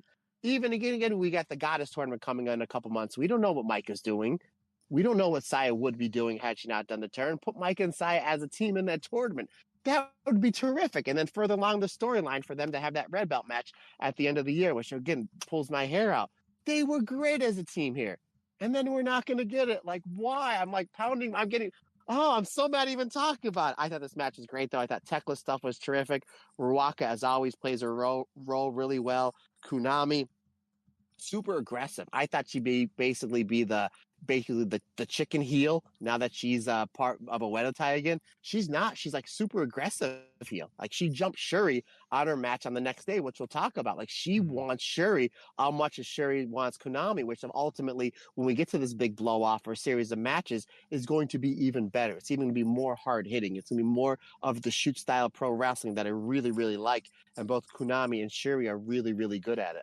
Ultimately, I thought this was a great match. Again, Mina, terrific here. I thought the picture that was, again, all over social media of Micah, Mina, Sherry, and Saya Kamatani all together as a team for this one night only. I'm like, man, that's an awesome photo. This is terrific. And then they screwed it up the next day. But regardless, in its own bubble, great match. 3 3/4 stars. And this makes me really, really want that Sherry versus Momo Watanabe, another singles match somewhere in the near future, buddy. Yeah, completely agree. I thought this was a really good match, a really good prelude to what we were going to see. But obviously, well, what happened. Rena is your most winningest of Future of Stardom champions. Ronnie Yagami, who me and you are so incredibly high on, gave an absolutely outstanding performance here. Ultimately futile, but again, typically spirited performance. But Saturday was not her night. Her night will come, though. I am 99% sure of that, Matt. Yeah, I think that we're going to see Ronnie Yagami become Future of Stardom champion probably the next 6 or 7 months. And I wouldn't be shocked to see her have if she's going to maybe even challenge for this reign. But Rena's been done such a great job with this Future of Stardom championship. She really, really has. She kind of got the belt just because, like, we had Hana with that great run. Then it went to Ami Sohrei. We knew Ami Sohrei that she probably was going to be out of qualification for the Future of Stardom championship. And then we had bigger plans for Ami Sohrei. So it was kind of almost like maybe they were looking around the locker room and be like, let's give it to Rena and see what she can do. And she's been hitting nothing but home run after home run with these defenses. This was a great one. She had that really terrific one with Miyu Amasaki a couple months ago. Again, we say this almost every week on the show, but this was Ronnie Yagami's best performance.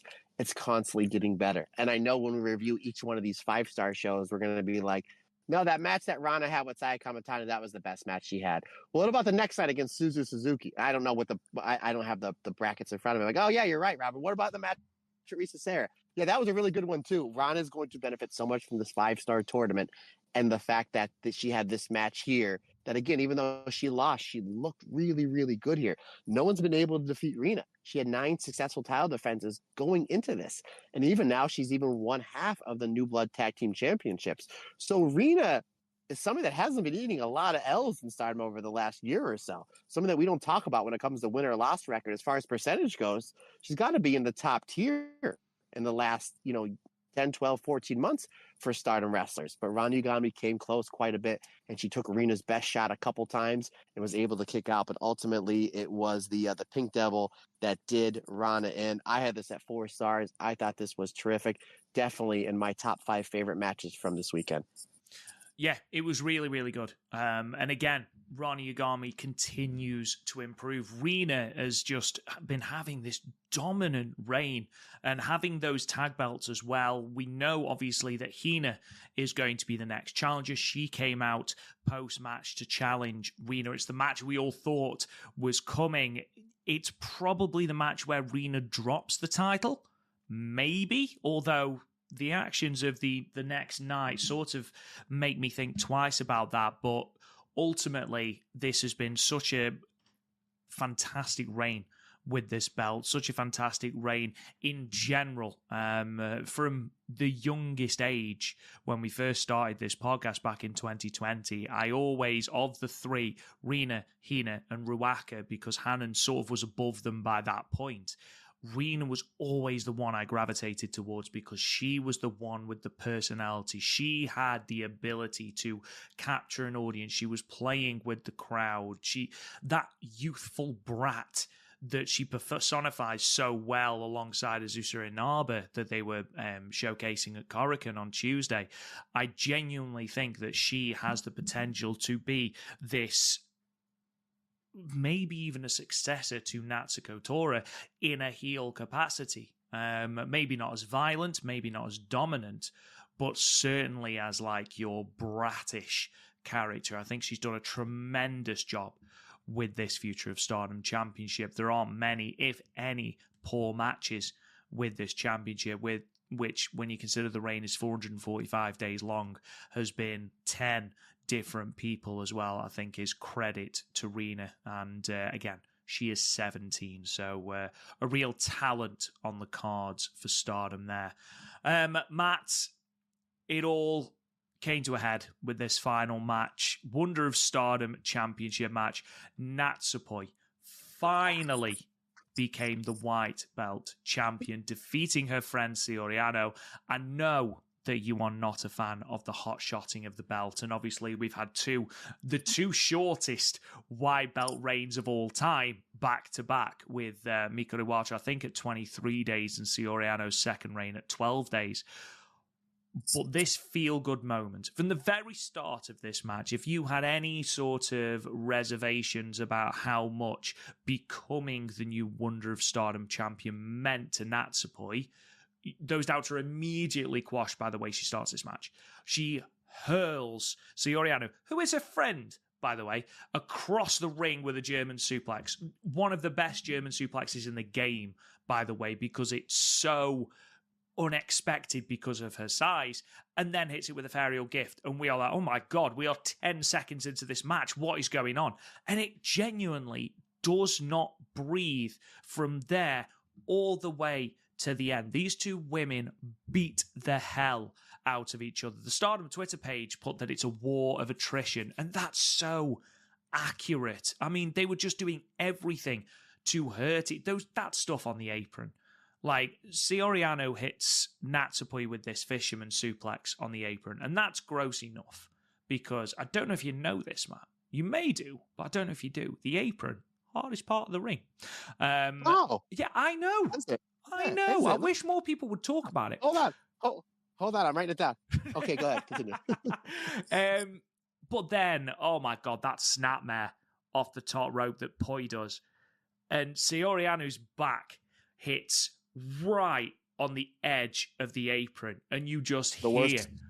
Oh, the worst, but not to cut you off, but like, I had Shawn Michaels Undertaker casket match vibes that put Shawn Michaels into retirement for what was like 4 years or so, because that was the exact spot on Michaels' back, and Michaels' back was destroyed going into that. But like, where Soriano hit compared to where Michaels hit, I'm like, oh my god, like, she might have blown out a disc in her lower back. Yeah. That's exactly the exact same spot where my back pain is. And I was like, that's not good. And considering the fact that a lot of this match, she kept holding her back. And I was like, oh my God, please, I hope she's not hurt. I hope she's not hurt and has to take time off, or obviously for her well-being. But I don't know if she's just the toughest girl in all of Stardom or the toughest wrestler out there. But whatever regardless happened, the match then went to another level. Literally to a point where I'm like, I don't know if she's going to be able to continue, just how bad that bump was. And again, stuff happens. It's not Natsupoi's fault, not Soriano's fault. It just stuff happens. But considering the fact that, again, that this, as we're recording, that this show happened 4 days prior, and we haven't heard anything like Soriano's hurt. So I'm assuming she's A-okay, good to go. But I'm like, geez Louise, like, these two really went at it. But I'm sorry, continue. I just want to make that comparison. No, you're absolutely right. You're absolutely right. And I don't know if you saw this, actually. Mira Wrestling on Twitter, who does a lot of translating into English, there was some footage of Soriano at, I believe, was it Flashing Champions, where it was her and Amisori in the main event? I think it was. Yes. And she couldn't remember the match. She took a bump and hit her head and could not remember the finish of the match at all. And it's so scary with stuff like that. Obviously, you know, the one that everyone remembers is Undertaker versus Brock Lesnar from WrestleMania 30, and Taker still doesn't remember that match. It's so scary. I mean, Soriano is clearly one tough SOB because that bump was disgusting. It was grotesque. And there's no way that I can see, obviously I'm not privy to the insider secrets of pro wrestling, but there's no way of taking that bump safely. Like, sometimes you'll see it and just go, oh, that's what they've done to protect themselves somewhat. There's no way of protecting yourself against that. And she just, again, even after that spot, the pace intensified again. Like the forearms, they're launching each other across the ring with these suplexes. And then you get this wonderful moment where adrenaline dries up and they're both lying on the ground. And then instantly they get this adrenaline surge and start again and keep throwing each other and throwing each other and throwing each other. And then it dries out and they can't keep going. And then they go again. And it's such a frantic last 10 minutes to this match. It really is. And credit to Natsupoi, credit to Soriano. I've actually seen people say these two could have a better match, which if they can, I agree. Jesus, because I'll tell you why. I thoroughly enjoyed this match, Matt. Go on. I thought this was really good, but I agree. I think they can have a better match. And here's the one, I have this 4.5 stars. This is another great match in the catalog that is the Wonder of Stardom Championship. Here is my little nitpick. And I'm going to say this and I'm going to tag you back in and I want to let you know if you agree with me. This is the main event of this show. Mm-hmm. You're having all these crazy stuff that we just talked about, brother. It is, that going into this match when the bell rings, you're crowning a new champion. Not only that, this is the biggest win for the Murder Pixie that is Natsupoi, that we love so much. Don't you think the finish should have been the fairy strain? I knew you were going to say it. I knew you were going to say it. Or the fairy blink instead of, and I love the fairy magic, but it's the main event to crown a new Wonder of Stardom champion and a phenomenal match. I just think it was, if you're going to crown somebody like Macho Man Randy Savage, I would always hear him say, people say Macho Man was going to lose or he was in a match with a title change. If you're going to lose. Don't lose on a roll-up. I thought it was, if this was a 5-star match, no problem. If this was a match in the middle of the card, no problem. If this was Natsupoi's third successful defense, no problem. But you're giving Natsupoi, a wrestler everybody loves, her biggest win of her career. She's been chasing this belt for so long. She's been talking about how long she wanted to win this belt. And the Fairy Magic's a really cool move. Don't get me wrong. I like the finish, how it was the Potter ring transition to the Fairy Magic. But do it 1, 2, 3, big pop. Not 1, 2, back and forth, and then finally getting the 3 count. To literally work where the fans were like, oh, and they waited to pop. They could have gotten more out of the pop. And again, you look at the big title changes that we've seen in Stardom over the last handful of years. Sherry with the Vermilion World over Utami. 1, 2, 3. Sai Kamatani with the Phoenix Splash on the very same show to be Tam Nakano. You knew that was the finish, and you knew you were ready to pop on the 3. Stone Cold when he hits the stunner. 1, 2, 3. You see what I'm saying? As great as this match was with the violence, the fact that we had a flash pin to end it, I thought it took just a little bit, again, 4.5 stars, great match. I thought it took a little bit away from the match, and it would have given the bigger pop to Natsupoi. Again, this is the biggest win of her career. She should have had either the Fairy Strain, the Straight Jacket German Suplex, or the Pharaoh Gift, that rounded splash off the top rope where she got the 1, 2, 3, not a flash pin. This episode is brought to you by BetterHelp. What are your self-care non-negotiables? Maybe you've set aside some time away from social media every day. Maybe you find the time to put on your favourite Mayu Iwatani match. Maybe you never skip leg day or therapy day. When your schedule is packed like Ryogoku with kids' activities, big work projects and more, it's easy to let your priorities slip. Even when we know what makes us happy, it's hard to make time for it. But when you feel like you have no time for yourself, non-negotiables like therapy are more important than ever. It's so important to make time for yourself, even when life can get so hectic. Therapy is helpful for learning positive coping skills and how to set boundaries. It empowers you to become the best version of yourself. It isn't just for those who've experienced major trauma. If you're thinking of starting therapy, give BetterHelp a try. It's a service that is entirely online, designed to be convenient, flexible, and suited to your schedule. Just fill out a brief questionnaire to get matched with a licensed therapist, and you can switch therapists anytime for no additional charge. Never skip therapy day with BetterHelp. Visit betterhelp.com/stardom today to get 10% off your first month. That's BetterHelp, HELP.com/stardom. And now back to today's episode. I don't think she was going to win with the Ferial Gift simply because Saoriano had already hit one. She'd already hit one. She doesn't tend to win big matches with the Ferial Gift. I can see where you're coming from completely. And I know that you're not a massive title change on a roll-up guy anyway, because I think we've had this conversation before.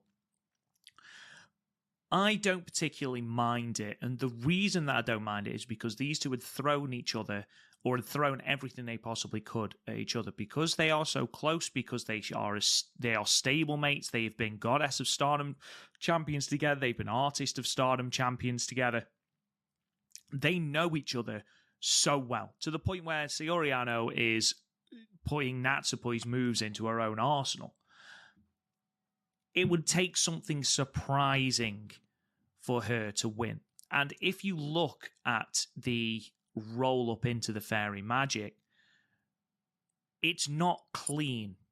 Now, were it really choreographed, I would be in complete agreement with you. I don't like it. However, Natsupoi physically having to manhandle Saoriano into this hold and keep her there makes it feel like it is a legitimate pin. It's a legitimate fall, and she'd outfoxed Saoriano. That's my thinking of it anyway.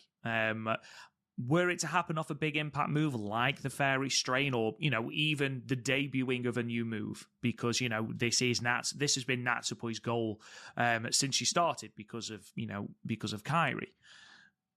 I don't mind it, though, because ultimately she's outfoxed her friend, who knows her moveset inside out, but also, rather than it just being your rudimentary high-speed 1-2, 1-2, 1-2, 1-2, 1-2 with those almost surgically clean pinfalls, she proper has to negotiate, proper wrestle, pardon the pun, Saoriano into this pinfall. And I think that adds a certain quality to this pinfall. Again, I'm not trying to change your mind. Everyone is entitled to their opinion, absolutely.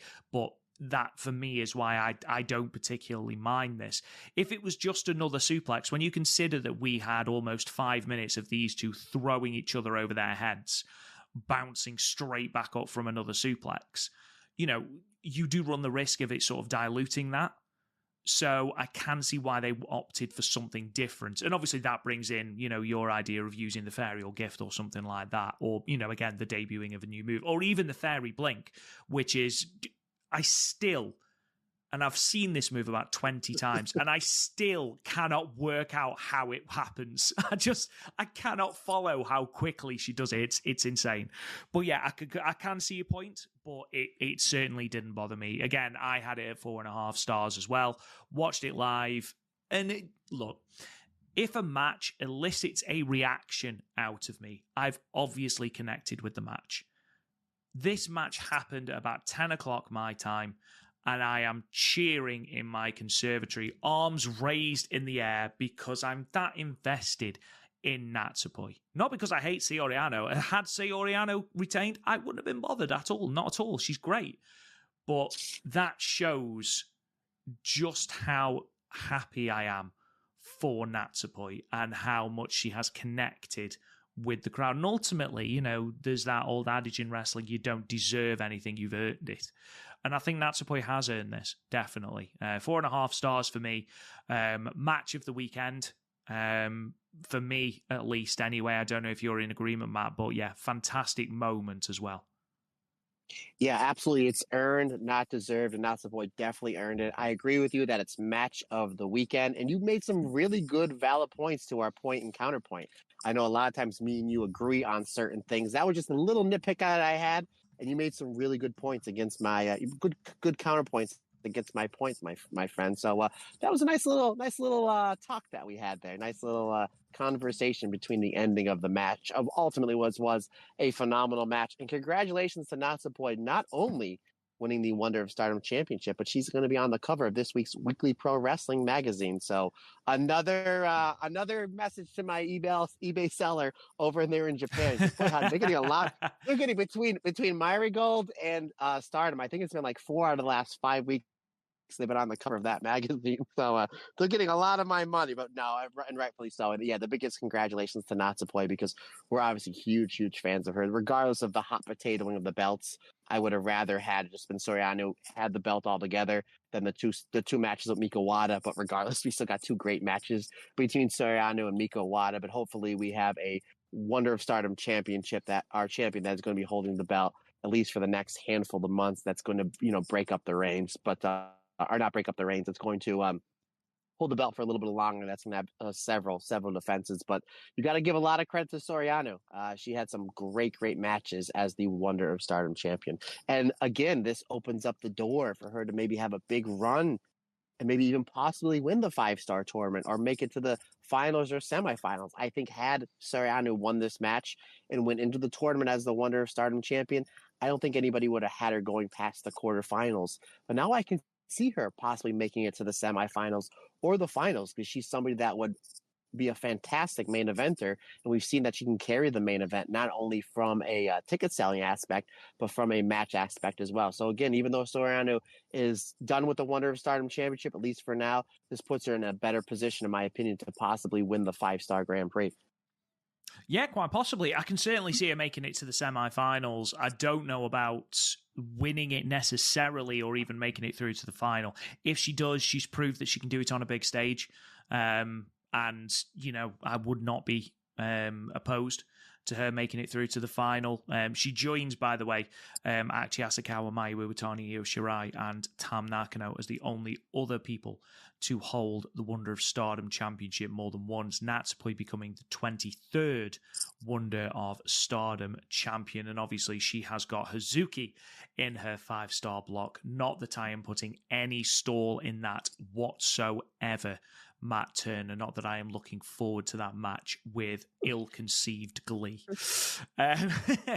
Let's move on then to Stardom Sapporo World Rendezvous from the next night, 28th of July. Both of these shows, by the way, I didn't mention at the start of our Wonder Review, took place at the Chateau Gato Kingdom in Sapporo, which is a fantastic venue. Looks lovely.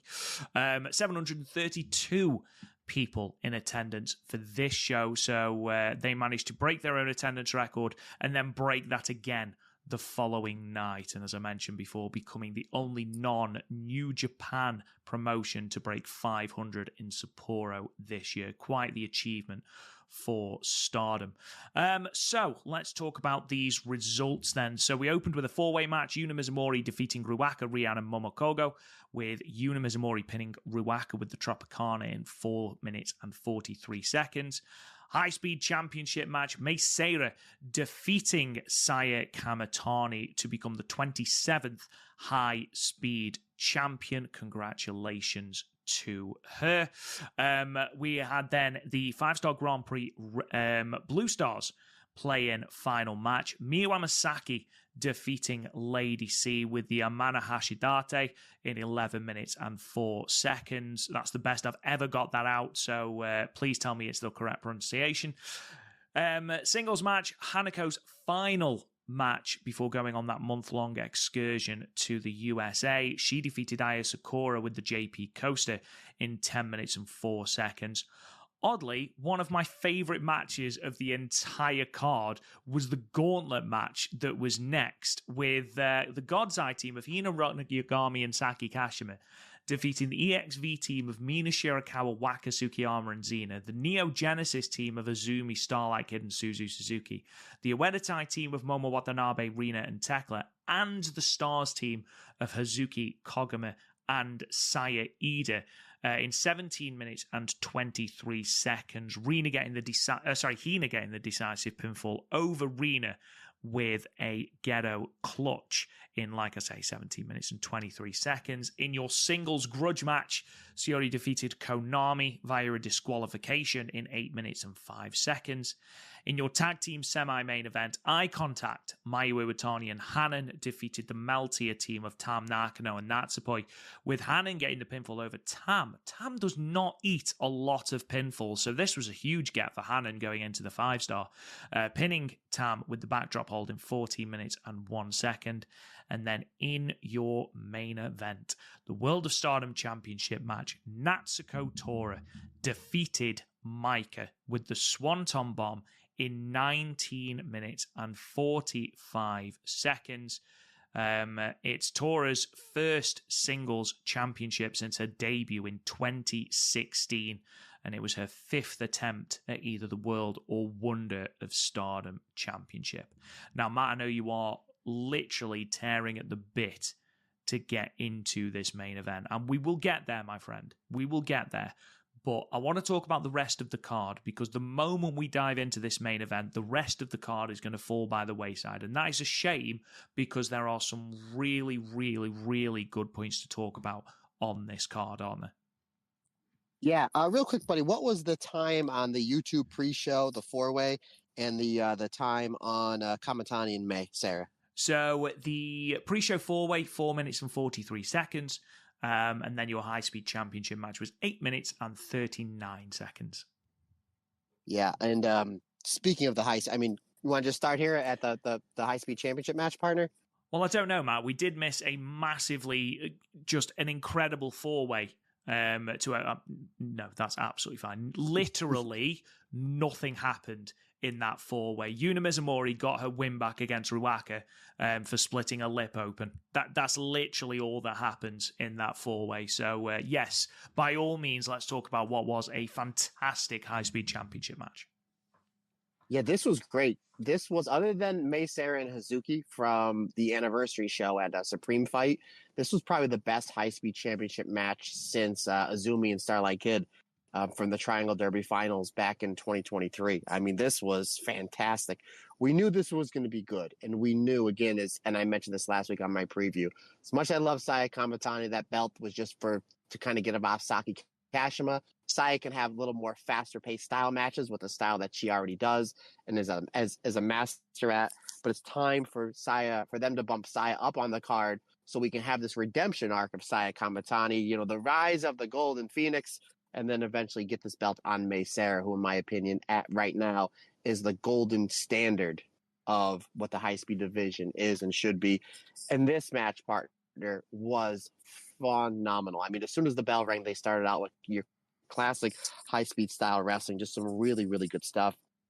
I like how Mei Seira, when she likes to throw those drop kicks like in combination, she tries to throw a running one on Saya Kamatani, but Saya not only dodges the drop kick, but she jumps up high enough in the air that Mei Seira takes a bump, and then on the way down, Saya double stomps Mei Seira. Oh, I just thought that was such a great spot. Like the timing, the ring positioning, and just like the hang time that Saya Kamatani has on that. We've seen Saya when she does that springboard plancha to the outside, how she just seems to, like Michael Jordan style, hang in air just for a couple seconds. I mean, it's absolutely breathtaking, just absolutely fantastic. Saya Kamatani has such an underrated Northern Light suplex, which she hits here. I thought that was great.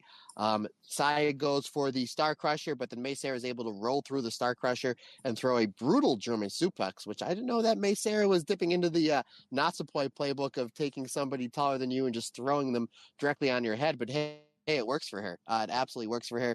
Mei Seira goes for the checkmate. We have not seen that move in quite some time because she uses that rolling shooting star quite a bit. But we forgot about that. She's got this awesome move called the checkmate. But Saya Kamatani is able to block the checkmate, and then Saya goes into her arsenal of strikes, which I just love how her strikes have improved so much over the past year. And then we get typical fantastic high-speed style near falls back and forth. And you made mention it last week with Saya Kamatani in a multi-person tag match, blocking the rolling shooting star into her own jackknife pin for a 3 count. And then I believe it was the next show or the next week where Mei Seira was able to use the shooting rolling star for a 3 count on Saya Kamatani. And you made mention when we previewed this match that they should play into that, and it's going to build towards the finish. Partner, you were absolutely right.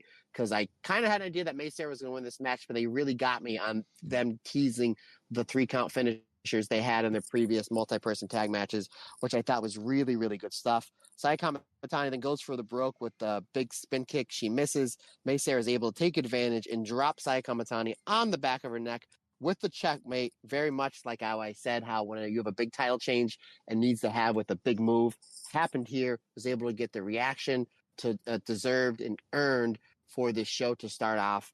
Great match, great way to start the show. This is a great, great high-speed championship match. Great way for May Sarah to really go into this next chapter of her career as part of this new hot faction with Neo Genesis. I had this at 4 stars. This was probably my second favorite match of the entire weekend. Yeah, 4 stars as well. Thought it was great. I think as well, like we talked about how during and the entire build to this match has been really good because they have built on the matches. They haven't just been throwaway prelude matches where we're just like, right, Saya Kamatani and May Sarah are facing off again. Each time they have built on it in the next match, and they've done a really good job of that. They've done a really good job of countering the Shooting Star, countering the Frankensteiner, both which we saw in this match again. But May Sarah in these prelude matches has not at any point thrown out the checkmate, which is why Saya Kamatani hasn't got a response to it, because she hasn't had a chance to yet, which is why it was a perfect finish. May Sarah thoroughly deserved. I think her last reign was cut painfully short. I don't think it should have been. I was very vocal about that when, it was great that they put the belt on Saki. I love Saki, but May Sarah is where this high-speed division needs to be. She needs to be what Azumi was just a couple of months ago. She needs to be that person that everyone wrestles and goes, oh my God, look at how good she is.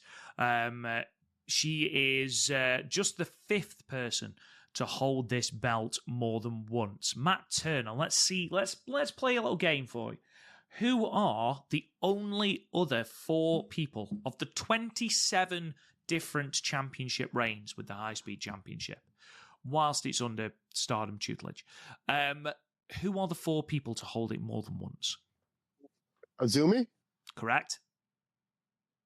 Kyo Yanayama? Correct. Ooh, okay. Starlight Kid do it twice? Nope.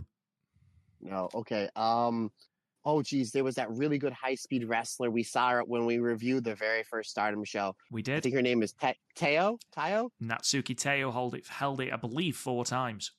Yeah, I remember, actually, cheap plug for your first book, when I was going through the first handful of pages of Rob's first book, Living the Dream, which is, by the way, available on Amazon. I haven't cheap plugged your book as much as I usually, buddy. You Sorry, don't. I'm slacking I off. genuinely think I've offended you.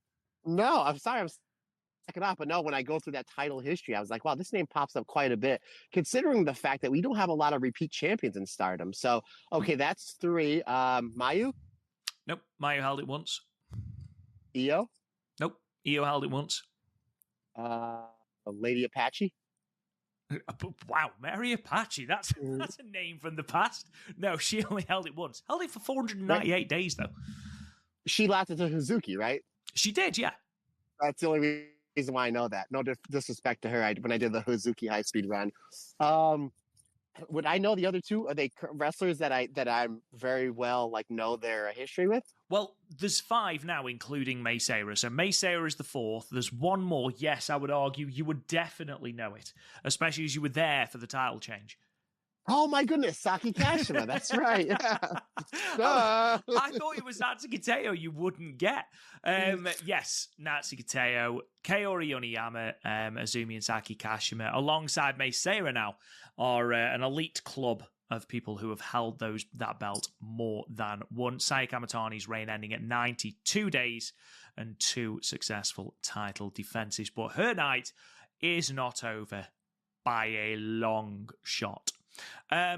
Moving on, we have got Miyu Amasaki defeating Lady C to move on to the Blue Stars block of the 5-star Grand Prix and completing the 5-star Grand Prix bracket in the process.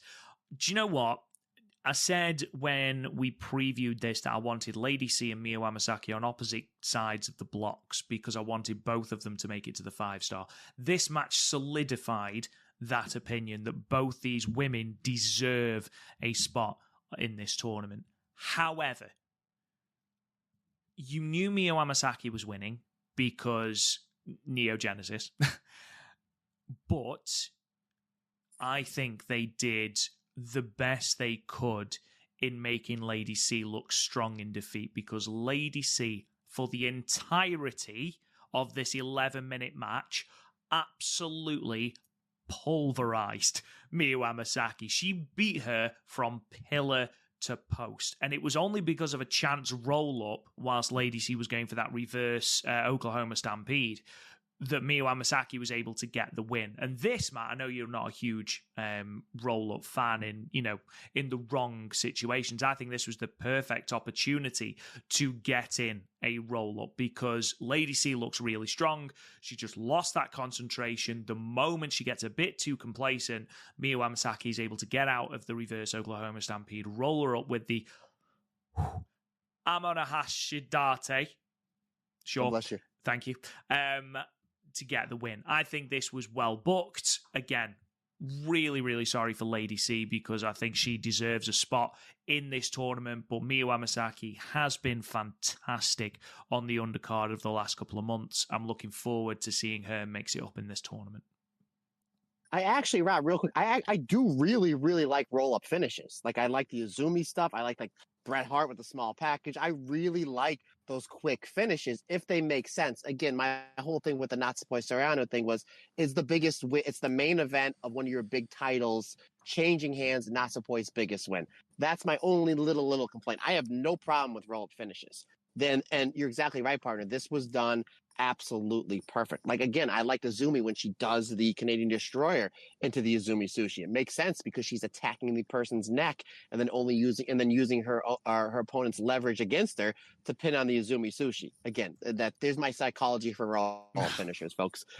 Uncle MT just took you to class. You're absolutely right here on a whole bunch of different fronts. The roll finish here was perfect, made sense. The psychology was good. And you're absolutely right that Lady C took poor Miyu Amasaki to task here with those running Yakuza kicks in the corner and that choke slam. Obviously, Lady C is one of the taller wrestlers we have in Stardom, but boy, howdy, that choke slam that she throws, not only does she get the person up high, when she plants them in the mat, they better have their chin tucked, because she's going at that with full force, and she gets that choke slam over really, really well. Yeah, Lady C is another wrestler that she's been in Stardom quite a bit. They really haven't done much with her.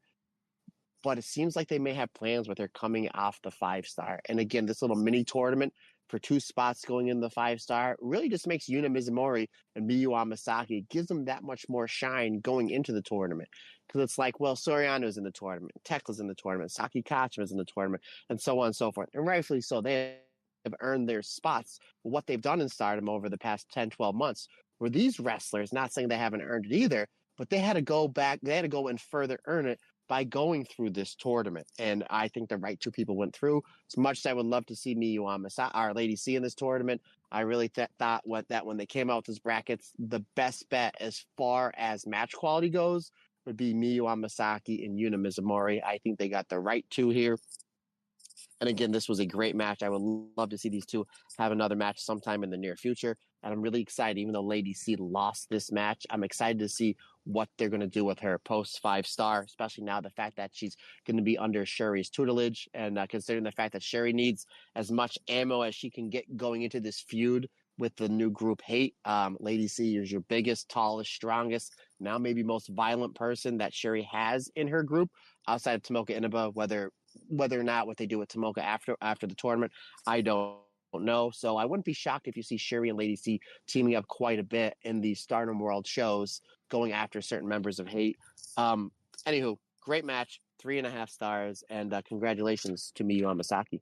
Yeah, absolutely. Again, tournament debutante alongside Yuna Mizumori in red stars. Miyu Amasaki will be in blue stars 8. Soriano, Shiori, Starlight Kid, Xena, Koguma, Anna Jay, and Miyu Amasaki.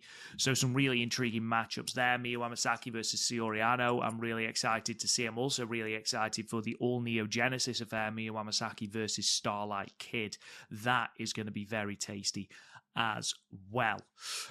Moving on then to Aya Sakura and Hanako. Hanako wins quite handily, in fairness. We knew she probably would as she heads off to America. But again, same as Sayaka Kurora the night before, I thought Aya Sakura put up a strong fight here.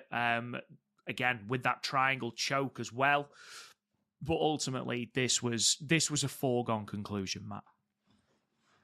Yeah, good. This was kind of maybe out of the two shows. And again, both these shows were really good. As far as sleeper matches go, with Stardom, you're never going to really have a bad match just because of how great the talent is. But every now and again, you have one to be like, I figured that'd be good, but I didn't think it was going to be that good. Now, it's not a match that I'm going to remember in 3-4 months at the time. But when the match finished, I was like, damn, this was really, really good. And Hanako, great performance. Aya Sakura, great performance. Again, if we're going to be sending some of these mid-card wrestlers over to the States for excursion, or if we're going to be sending them over to CMLL for a shot or two, I wouldn't be heartbroken if we did something with Aya Sakura and Sayaka Kurora as a tag team. Have them team up on some of the indies like GCW, MLW, AEW from time to time. Again, send them over to CMLL. I think that, again, we talked about this before. Hanako, when she comes back from this excursion, is going to be somebody that's going to be really, really shined up. And I thought Aya Sakura here, I thought she was great. Again, this was probably my sleeper match of these two shows. I had it 3.5 stars. I really, really enjoyed it. Yeah, it was a good match. And again, Aya Sakura is another one that is improving. Obviously, these two have history. They both debuted in Stardom on the exact same show, New Blood Premium. So there is a little bit of history there. We saw a little bit of respect attempted to be shown by Hanako at the end, and then there was a little bit of a tiff before Hanako went backstage. Obviously, she's going to be in New Texas Pro. She's going to be in MLW. The MLW show, I know, is live on YouTube if you want to check that out. And then, obviously, she's also been announced for the New Japan Academy show as well. So if you can get to it, go and support Hanako. If you can watch it, go and support Hanako. We move on then to what I think is probably one of my favourite matches of this entire weekend, and that's the Gauntlet match. I thought, we're going to be talking till the cows come home a bit later about the booking of Oedetai/Hate. I thought this was the perfect booking for that faction because you were literally running through their rogues gallery of feuds. You got Tekla and Mina Shirakawa. I mean, you got the opener to start off with Stars and EXV, and that was a really, really, really good opening. Xena and Sairida, fantastic, really impressive. Hazuki literally apologizing to Waka Tsukiyama because Sairida hit her that hard with a chop, never going to not be entertaining. But you got the EXV versus Oedetai, where it was all centered around Tekla and Mina Shirakawa. Tekla's entire thing since she came back is about idol killer. I'm killing the idol culture of Stardom. We haven't seen that as much as I would have liked in her Stardom run so far, but here we saw it in spades, hitting the Dokugomu death drop after a bat shot. That's fine. Don't mind that. We then move on to Oedetai versus Neo Genesis. Well, what's the big feud heading into that? Momo Watanabe and Azumi. And that is the match. That's what the match is all centered around. Momo Watanabe gets the pinfall after reversing the Azumi Sushi. And then the next match, what's the feud in that? Hina versus Rina. And that's what that match is centered about. It was a brilliant little installment story of everything that Oedetai has got going on and how many fingers in how many pies they have got going on. Brilliantly booked. I thought all the matches gave everyone the chance to shine. Everyone had their focus. Everyone had their chance.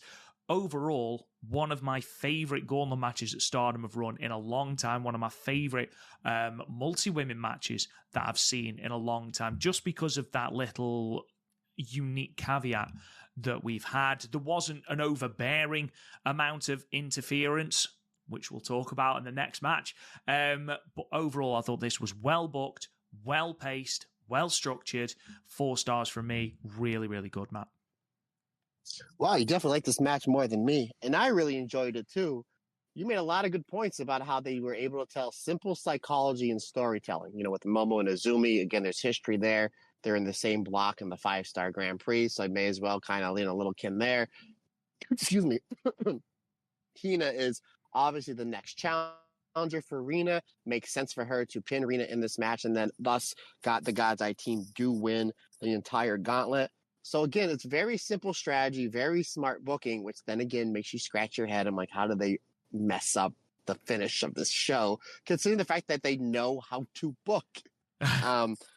Regardless, again, we're gonna in a minute. It just blows my mind that they've been doing so many little things right, only to do literally the worst thing that's ever happened in Stardom history wrong, which we'll get into. I had a 3.5 stars. I really, really enjoyed it. 17 minutes, everybody was able to shine. Loved that they started out with the EXV team versus the Stars team. Waka gets a win here. It's always nice seeing Waka pick up wins. And then for the most part, this is just the Wedo Tai group just kind of rolling through everybody until Hina's able to catch Rina with the ghetto clutch, the roll up finish. Ultimately, in the end, again, this is going to make their championship match coming up in the future mean even so much more. The fact that Hina was able to defeat Rina the day after she broke her sister's record. So I thought that was really cool. It's like, yeah, guess what? I broke my sister's record. And then the next day, it's like, yeah, guess what? I just beat you. So it's kind of really the one-upmanship between Rina and Hina. So yeah, ultimately a really, really good match. It was booked really well. 3.5 stars for me. And then we move on to Shiori versus Konami. And straight off the bat, I love the fact that Konami didn't even wait for Shiori to get in the ring before she attacked. Love that. Think that's perfect. These two do not like each other.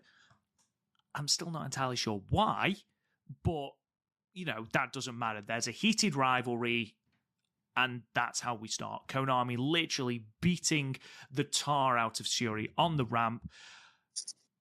This match annoyed me, and it was a great match. It was really good.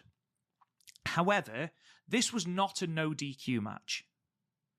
The and I think your influence is sort of rubbing off on me here. The amount of Oedo Tai interference in this match was absolutely wild, and the referee observed 70% of it. On the outside, at one point, it was basically a 3-on-1 handicap match, and the referee is watching it and not doing anything about it. Finally, we get the DQ when Konami uses the spray paint. But why is that allowed? Now, I am in complete agreement with you. I love the more violent nature of Konami, the way that she attacks, the way she lobs that water bottle in the crowd for a start. The noise that makes as it hits Shiori is horrible. And then, of course, you've got the chair shot at the end, and then the way she just beats Shiori up with the seat cushion afterwards.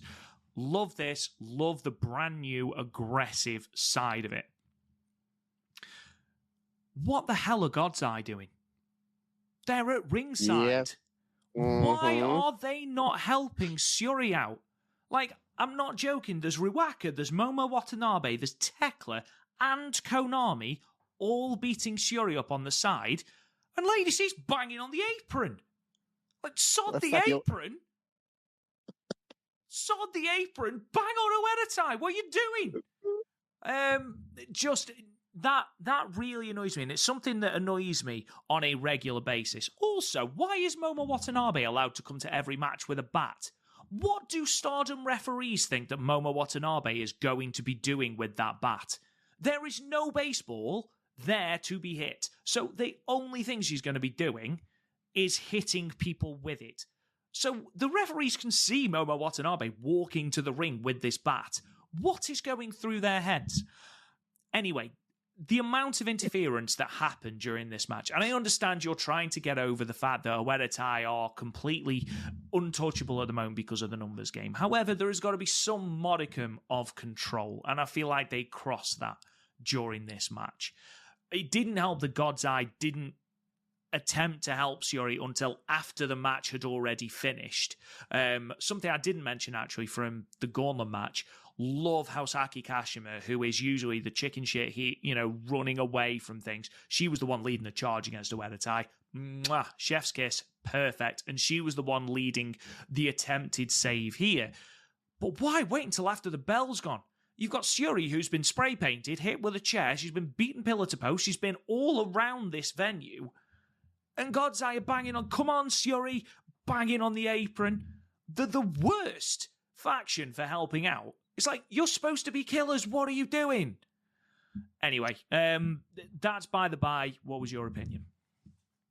Buddy, I completely agree with you. And let me break this down to real life terms. Say me and Rob are at a bar, and he gets into a heated conversation with somebody, and I'm like, you know what? We're going to take this outside. We're going to fight.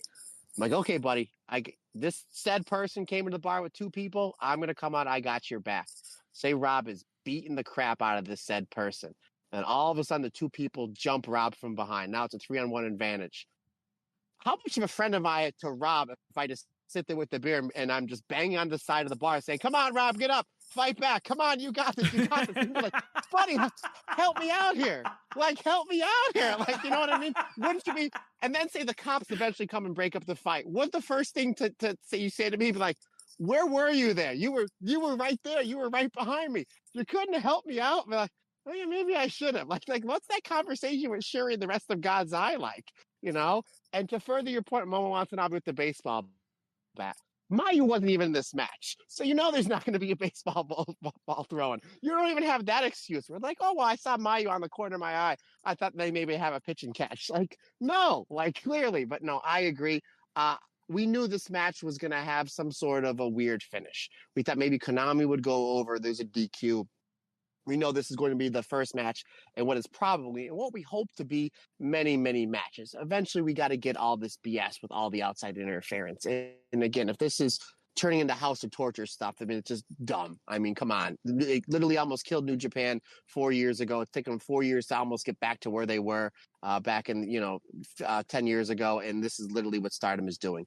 This new group really feels like House of Torture, and it did here. This match, once it got going, I'm like, okay, now we're getting to the good stuff. Interference. Shuri makes her comeback. Okay, now here we go. Interference. The little bits that Shuri and Konami actually had in the ring were really, really good. And we know that they can have a great match. We've seen them have great matches in 2021. We know that eventually when we get an actual one-on-one match, they're going to absolutely knock it out of the park. I completely understand the finish here, and I have no problem with the finish. I agree. Way too much interference with God's Eye kind of just sitting around. And this isn't going to be the last time we talk about a faction with shenanigans going on that kind of just stood around when they should have been beating some ass, Rob Goodwin. 3 3/4 stars for me.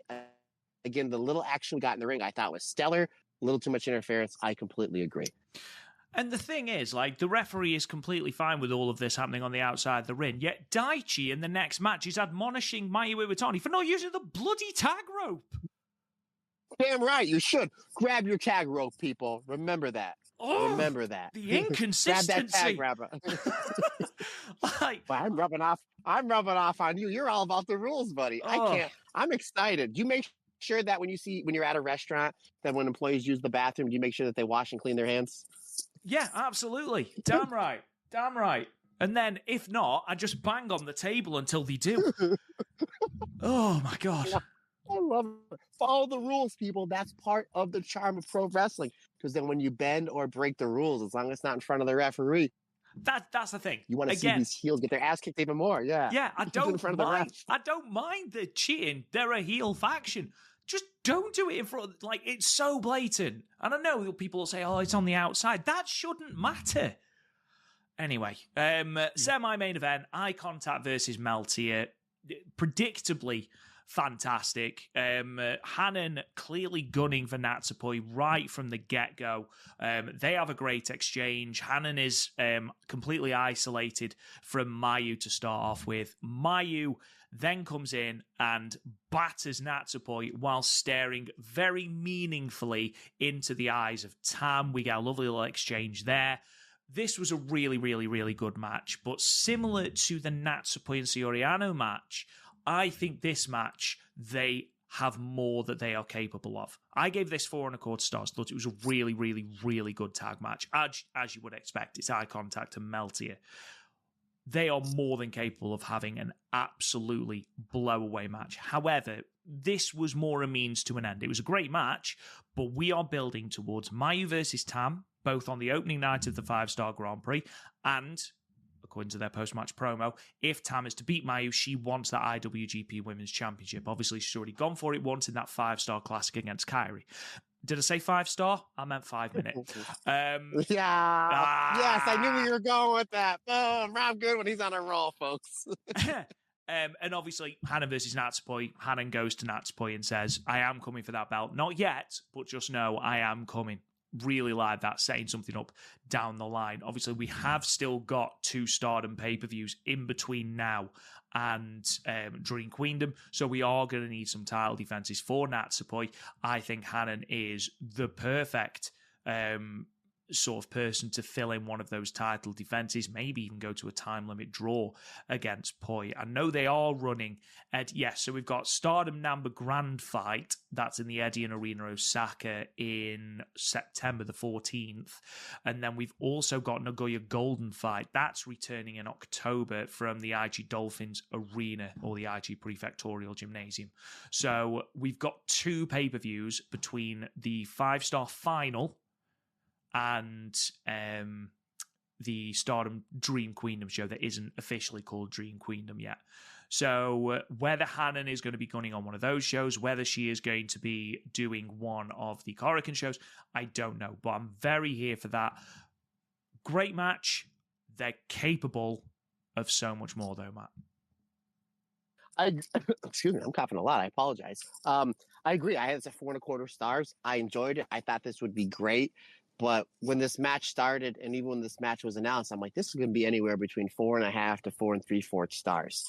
4.25 stars was still fantastic. This was one of the best matches on these 2 shows. This was great. I was a little confused that Hanan ate the fall on Azumi on the 10-person tag when you had Momo Kogo there. No disrespect to Momo Kogo. Yeah. But then she gets the win over Tam, who's a big star. So it's like, maybe the only way that I can see it is, when Stardom does these multi-person tag matches, the last 2 people that are in the ring, they don't tag out. They have a mini 2, 3, 4, 5-minute match. And maybe that's what they want to do. They want to get the most out of the new faction. So they're like, let's just run Azumi versus Hanan in this mini match to the finish and just have Hanan eat the fall. And then we'll build her back up the next night by defeating Tam. That's the only way to me that makes sense.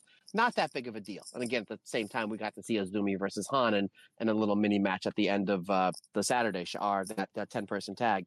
Yeah, I thought this was really, really good. They did a great job with not only Mayu and Hanan as a tag team, but Meltier stuff. And you mentioned it last week. We don't get to see Meltier team up as much as we'd like to. They are a fantastic team.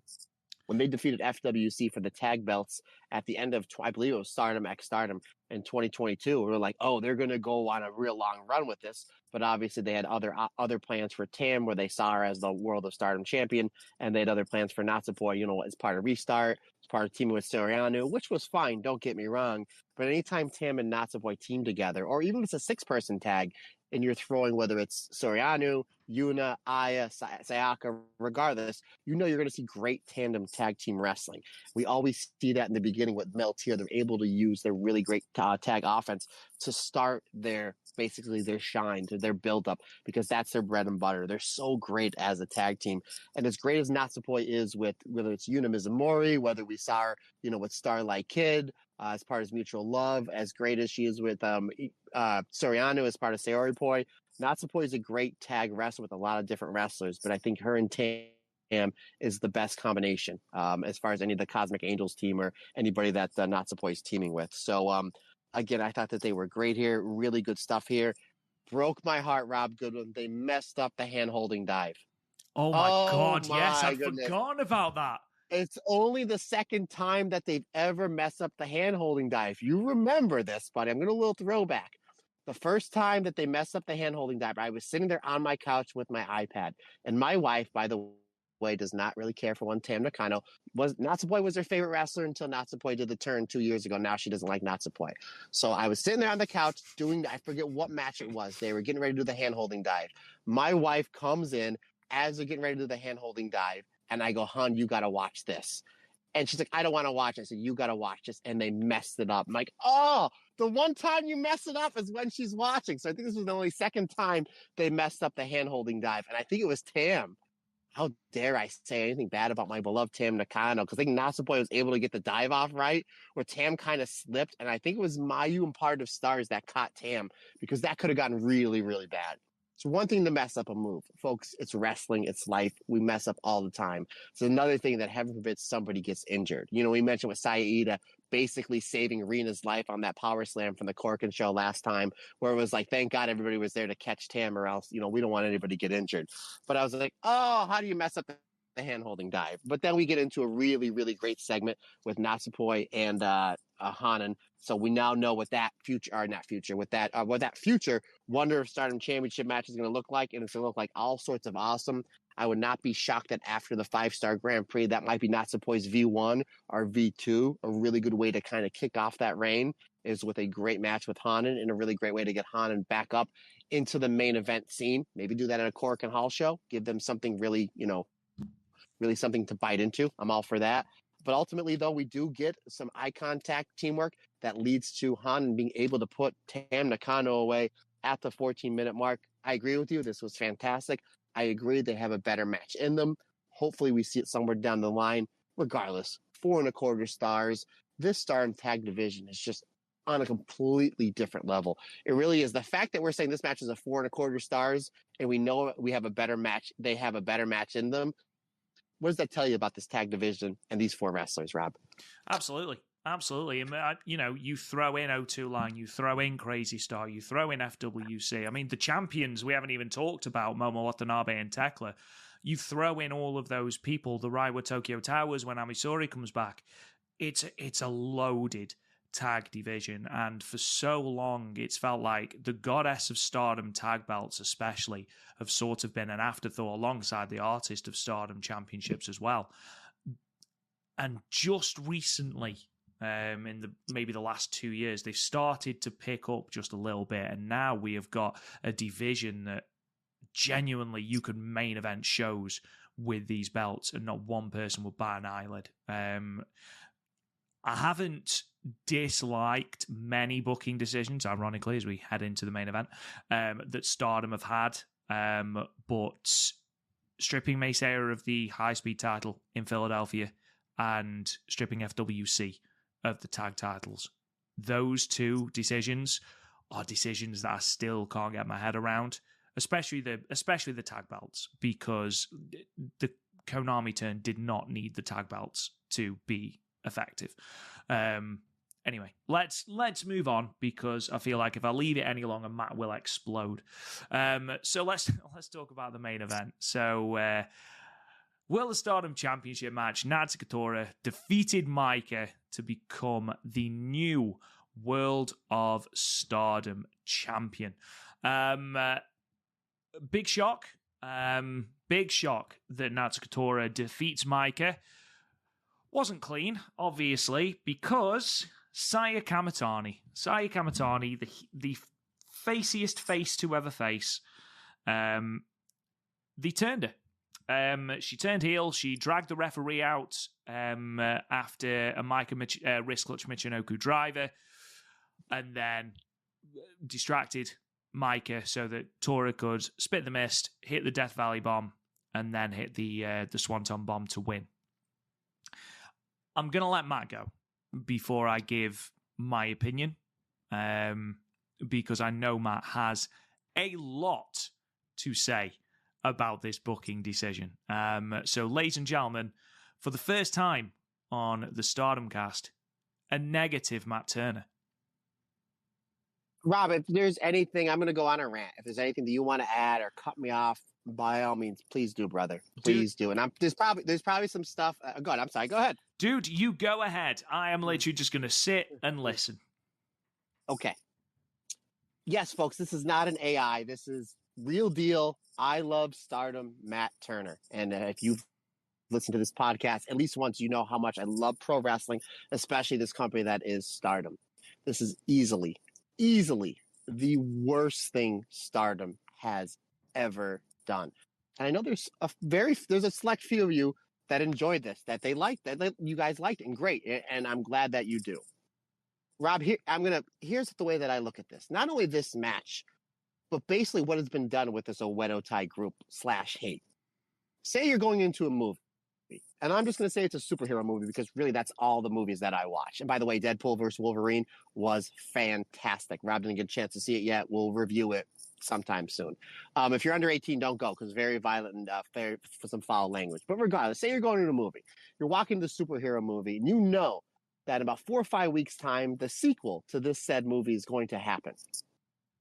You know this movie is a little over 2 hours long. So you get your build up 15, 20 minutes in, and the bad guy's wailing on the good guy. You're like, okay, that's your heat. Eventually, the good guy's got to come back. Another 20 minutes, the bad guy's beating up on the good guy. Okay. 5, 10 minutes, the good guy gets in a shove and maybe a little punch. Okay, here's his comeback. Another half an hour goes by, the bad guy is whipping on the good guy. You're like, now you look at your watch, you look at your phone, like, I know this movie's ending soon, because I know it's only like 2 hours long. This is where the good guy comes back, right? Because it's been nothing but heat. And the end comes, good guy doesn't win. The bad guy wins. You're like, that whole entire movie was heat. There was nothing, like, what is going on? Okay, maybe, well, there's a sequel, right? Maybe the sequel, you will get the good stuff, right? There's 3 different types of people that saw that movie. One, somebody that walked out halfway through because they're like, all right, I can't take any more of this. It's the same thing over and over again. How much more can I see it? 2, somebody that's like, I want to walk out of this because this is terrible. It doesn't make any sense, but I paid my 10, 15, 20 bucks. I'm going to at least see it out. 3, the person that was like, all right, I saw the whole thing. I'm already invested. I'm going to pay to see the sequel. Then you pay to see the sequel. Say you're person number 3, you pay to see the sequel because I'm going to watch my hero. They're going to get their upcoming, right? So you see that halfway through the movie, the bad guy's beating on the good guy. Eventually, the good guy makes a comeback, right? Then all of a sudden, the bad guy's friends come in. And all of a sudden, the good guy's friends come in. And then the good guy's friends turn on the good guy, and they all join the bad guy. Now it's like 9-1 on the good guy. Like, is somebody coming to save my friend? No. And then the movie ends with more heat. Aren't you going to be disappointed? Aren't you like, what the heck is going on? That's exactly what's been going on with this Oedo Tai group. I made mention when everybody on Twitter went nuts after the conversion. Oh my God, they killed Saya Kamatani. What do they do to Queen's Quest? And I was like, I can't believe the genius booking that is Mr. Okada, that you guys don't see it. They're going to do something completely new with Azumi and Miyu, which they did in Neo Genesis, which we love. They're going to do something completely different with Hina and Lady C, which we're starting to get there. We've seen it, which is going to be great. They're going to have Saya Kamatani in her own image build up Queen's Quest. She grabs the Queen Quest flag. She's crying. We all feel so bad for Saya. We're going to see the summer of Saya. We're going to see Kamatani win the 5-star Grand Prix. She's befriended her generational rival, Micah. They're going to go off. Micah's in the midst of this unbelievable run. I mentioned last week, this is Utami Hayashishita level style run that Micah's having. You literally can just keep building these 2 up, and you'll have that great match in Sumo Hall. We know that when it comes to the 3 Dream Queendoms, with Sherry versus Utami, Julia versus Sherry, and Suzu Suzuki versus Micah, the 3 main events that we got, those are next level red belt matches. So you're like, if they do Micah and they keep building her up the way that she's doing, and they rebuild Saya Kamatani and she wins the 5-star, this is going to be such a great match. You had it right there, Stardom. How do you screw it up?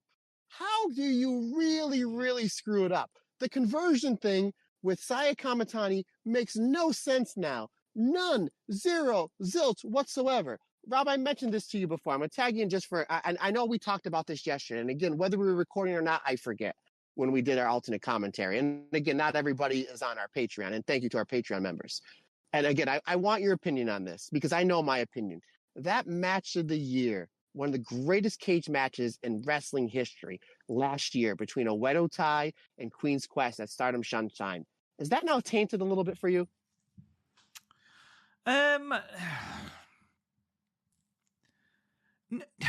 No. I can see where you're coming from. And I think we were recording, actually. And I was thinking about this last night after we went off air. It's still a fantastic match, but ultimately Queen's Quest was now a faction that was so tenured in Stardom's history that it went through several different iterations. It went through several different sort of acts, if you like. And that was very much the crescendo of the Utami era of Queen's Quest. So, similar to the Io era of Queen's Quest, the Momo era of Queen's Quest, everyone had their sort of definitive end, if you will. Unfortunately, Saya's end was to destroy it for absolutely no reason. But the Utami end No, I don't think it does. It's a fantastic match. It's solidified Queen's Quest as a strong faction at the end of Utami's tenure as leader, but I can see why it would taint it, yes. But for me, no. Yes. For me and a lot of people I talked to, it tainted that cage match. The booking of this was so bad it ruined a match from a year ago. Like, that's how bad this is. And again, we don't know where they're going to go with it. And I've had some people message me saying, what if they were, maybe the thing that Momo whispered to Saya Kamatani's ear when she's trying to recruit her from Queen's Quest was like, if you want to do this, you have to join us because we have to break up this group within. And I'm like, that would be genius, but can this booking committee pull it off? Based on this, not really, but what they've been doing in certain other angles, the booking has been kind of genius. Again, the Cinderella tournament was the best booked Cinderella tournament maybe they've ever had. What they did, you talked about the gauntlet match, how they were able to pair up certain things for future matches, how they had Hanan defeat Tam Nakano, main eventer in Tam Nakano, and then point at Soriano, or not, excuse me, Natsupoi, saying, I want that belt. Well, there's your next challenger. The way that they have these brackets for the 5-star Grand Prix, great. They got a working relationship with AEW, terrific. But then how do you mess something up like this so much? Like, it's right there. How do you not give a Saya versus Micah at the end of the year? Like, to me, that makes absolutely no sense whatsoever. And I'm going to go back to this, and I'm glad we're kind of putting this all in one package.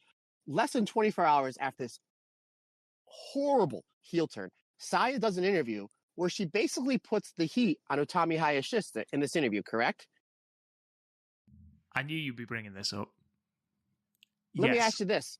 Why do you mention, now, if I'm a casual viewer, if I'm a casual viewer to Joshi Wrestling, right? And I'm like, oh, wow, they turned Saya Kamatani heel. Oh, she mentioned Utami. That makes sense. Maybe they're going to build up a match to the two of them. That's not happening because Utami doesn't work there anymore. Why would you mention Utami in this interview and the catalyst for your heel turn that already makes no sense if you're going to build a matchup? That is clear, not less Stardom and Marigold, this whole thing is a work, right? Which I highly doubt. Not less this thing is like, let's just work everybody and pretend to fire Rossi, or let's have a working relationship. Now unless they're going to have a match, why are you mentioning Utami? And not only that, she left 4 months ago. So you're telling me, Saya Kamatani, your plan, oh, I'm so excited to talk about this. Your plan was, Utami left, it broke my heart. So here's my plan. I'm going to win the high-speed championship. Then I'm going to declare myself without a vote or a match that I'm the leader of Queen's Quest. I'm going to get everybody to rally behind me that I'm the leader of Queen's Quest. I'm going to try to get Momo Watanabe to come back to Queen's Quest because Utami left. However, my plan is that I'm going to join Oedo Tai, now known as Hate, and I'm going to challenge them to a 5-on-5 match where I don't read the contract. Natsuko Tora is going to say, well, it's going to be the other 4 members that leave. I'm going to keep my fingers crossed and pray to God that me and Tora are the last 2 left. So Momo Watanabe can then hit me with hit Tora with the baseball bat, fake that she's coming back to Queen's Quest for 30 seconds, then hit me over the head with a chair. So then I lose. Then I'm going to lose the high-speed championship. I'm going to talk about how much I love Queen's Quest. I'm going to build it back up. I'm going to have the flag, the whole 9. I'm going to befriend Micah, only to screw her, and then join this group. Oh my God, that interview did so much more damage. Like, at first, we're like, this makes no sense whatsoever. Now it makes even least sense. You mentioned Utami. She's the reason why you did this heel turn. She left 4 months ago. You cried when she left. You're not having a match with Utami. So now you're telling me this was your contrived plan all along? Oh my God, that makes, and I love Saya Kamatani, that makes her look so stupid. So stupid. Even when she went to go, and I mentioned this to you, she hits Mike hits the wrist clutch Michinoku driver on Tora. That's her ultimate finish. As soon as the ref, I saw where his feet were, they were pointing right at Saya Kamatani. Before he even got down for the 3 count, I was like, pardon my language. Son of a bitch, Rob was right. You got to be kidding me. And I'm not calling you that, Rob. You know I got nothing but love for you. I'm talking about the angle. Son of a gun. He was right. I knew where they were going. Saya pulls the ref out, and she looks so awkward. I'm like, oh my God, she looks terrible as a heel. Like, not even the facial expressions, nothing. No reaction, none. She pulls the ref out, and she even tries to slap the ref in the head. That slap couldn't hurt a fly, which should have been a disqualification, right? You pull the ref out. You hit the ref twice. Here's something else, too. Our beloved Mina Shirakawa is, you talked about a few minutes ago with God's Eye doing nothing. Mina Shirakawa, the fiery Mina Shirakawa, is right there, staring at Saya Kamatani and doing nothing. You knew this angle was going to happen. You had all 84 members of Oedo Tai. You had all the members there of EXV on the outside. Mina Shirakawa, Xena. These two are killers. Instead of having them stand there looking stupid, jump them. Have Tekla jump Mina poster. Have the rest of members of Oedo Tai beat down Xena and throw her into the chair so then you can finish this match. The members of EXV just stood there, very much like God's eye. So now, not only does Saya look like an idiot because she got no reaction, none whatsoever from this heel turn that makes no sense whatsoever. She looks terrible as a heel, has no charisma as a heel because she's a babyface. You have your next Mayu. I'm going nuts here, brother. You literally have your carbon copy of Mayu Iwatani, super babyface that's going to draw you money and make everybody look good and make the company look good. You screw that up. Now you have EXV looking like idiots because now it's just like, whatever, do whatever you want. Do whatever you want. And then you put the belt on Tora. This match, I mean, you talked about this yesterday. I thought it was a great match. This was the best Tora match I've ever seen her have. I had it 4.5 stars. I thought the match was terrific. This is another great match that Micah had. Here's my other problem with it. And I don't know what part of my language pisses me off more. The Saya heel turn, or we took the red belt off a red hot Micah. Like, she is drawing money for you. She's having great match after great match after great match with this red belt. This would be like the same thing if you stopped Utami's reign 7 months in. Like, wait, what are we doing? We got more steam left. I even talked to Andy Header, and Andy Header is he's very big into Stardom. He's like, hey, man, I didn't see the pay-per-view this week. I'm going to wait till they come up on Stardom World. Just give me the gist. And I told him, he's like, they took the belt off Micah. He's like, oh my God, she's like the best thing in all of wrestling. And he watches all the WWE, AEW, like Micah's like his current favorite wrestler. He's like, she got so much steam left with that belt. Yeah, you're absolutely right. The fact that there's so much more they could have done with Micah. They teased the last 2 weeks, Micah versus Tam for the red belt. Makes perfect sense. Tam never lost the red belt. In order for Micah to really solidify herself as the next level champion, she needs to defeat Tam, because she never defeated Tam for that belt, regardless of all the great matches Micah's had and with that red belt. And they've been phenomenal. She never defeated Tam. Plus, that match is going to draw a whole bunch of money. Why would you tease that? In the last 7-8 weeks, here's what Stardom has teased, and it's absolutely pissed on and said, screw you, fans. Screw you. We teased Momo coming back to Queen's Quest, and I defended that for the angle they did at the conversion. They teased Micah and Saya being a tag team and going for the goddess belts. They teased Micah versus Tam for the red belt. What did we get? None of that. And we're not going to get any of that. You know what else they teased about a month ago, Rob? And this is going to hit your heartstrings and my heartstrings as well. They teased that Hazuki vows to win the Wonder of Stardom Championship by the end of her 10th year in wrestling. Who are we to believe that that's going to happen now? Because they've tried to tease us all this stuff like, oh, we can't wait. Nah, screw you, take it away. Okay, I see it once or twice. The fact that they teased Hazuki, this completely, like when they said that when Hazuki was like, I vow to win this Wonder of Stardom Championship before my 10th year in wrestling. Why would we believe that's going to happen now? Because this is what the Stardom Booking Committee does. They give us a little bit, take it away. They give us a little bit, take it away. How much until we're just like, we're good. There's a lot of good wrestling going on out there. There's a lot of good Joshi wrestling going on out there. We're good. We're good. We're going to go elsewhere. And I saw that happen. I saw that happen Sunday into Monday, where I had so many people texting me, messaging me, saying, talk me into staying with Stardom. And I'm going to at the end of this. But if you're going to leave, I get it. I get it. So now we've killed off Queen's Quest. We turned Saya heel with no reaction. That made no sense whatsoever. At least the Konami one, they gave us some breadcrumbs, even though that didn't make any sense. So the Tekla turn, we forget about. The Tekla turn, Rob, that was 3 months ago. It feels like it was 2 years ago. The Konami turn was early in the week. We forgot that happened because we just keep turning people left and right here. This is what killed the NWO, by the way, geniuses over at Stardom. Nasuka Tora is now our champion. So now and I like Tora. Don't get me wrong. I like Tora. But we're assumed to believe that our red belt champion is going to have great matches like Io, like Mayu, like Kairi, like even though the reigns were short, Julia, like Tam, like Utami, like Micah. You really want me to believe that? Because I haven't seen a next level championship match from Tora yet. Oh, we killed Queen's Quest, and then a minute later we killed Oedo Tai.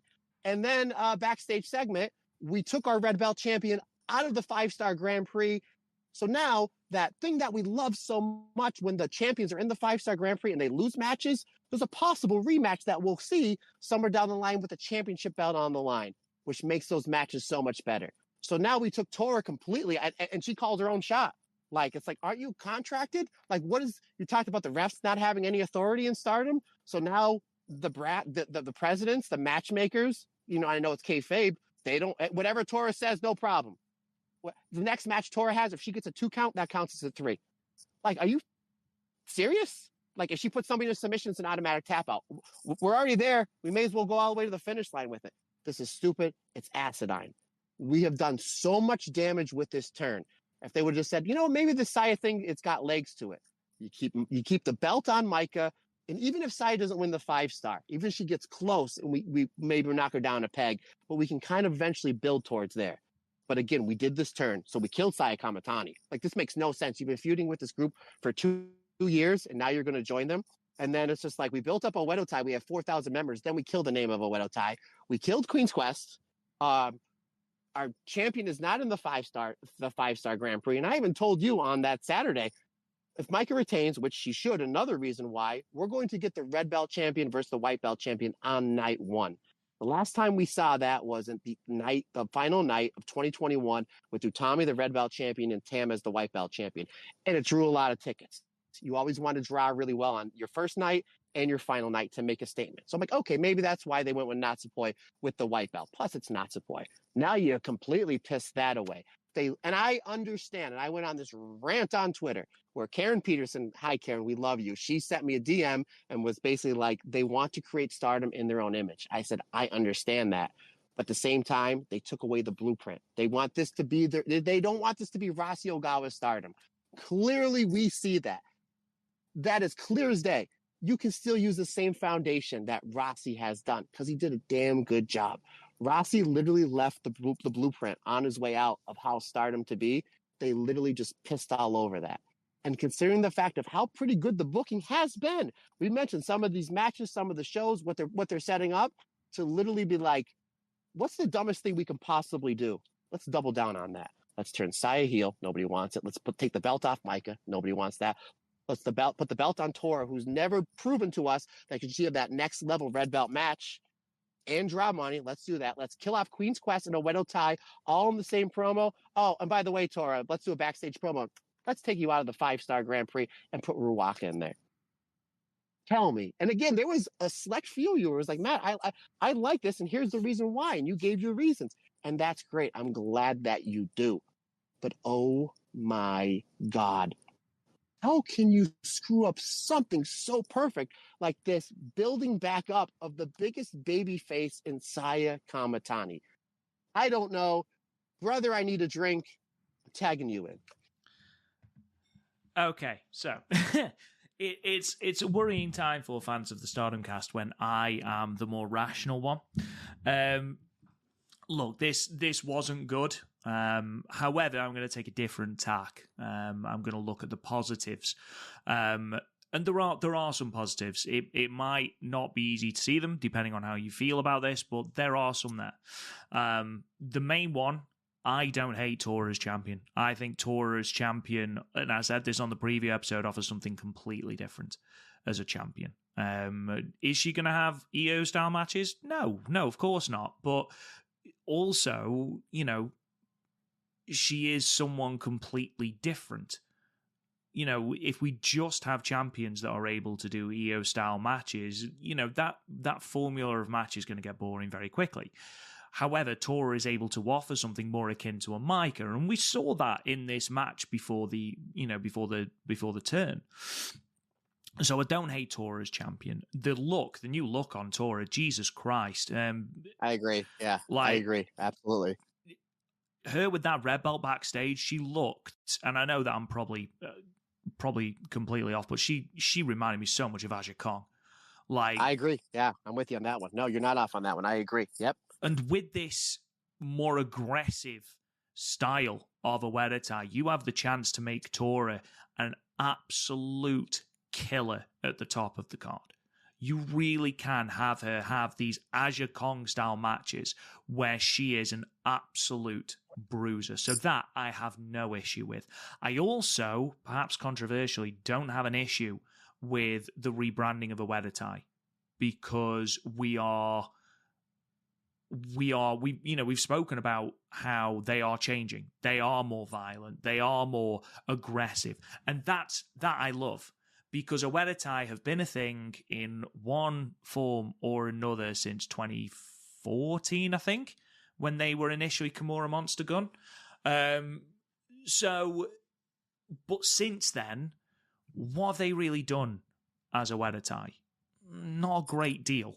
They've been an annoyance more than anything. They haven't been a genuine threat since the Tora era started. And it was why so many people found them bland and boring at the end of 2020, start of 2021. So that rebrand is a long time coming, and that I do not mind at all. And I'm excited actually to see where that goes.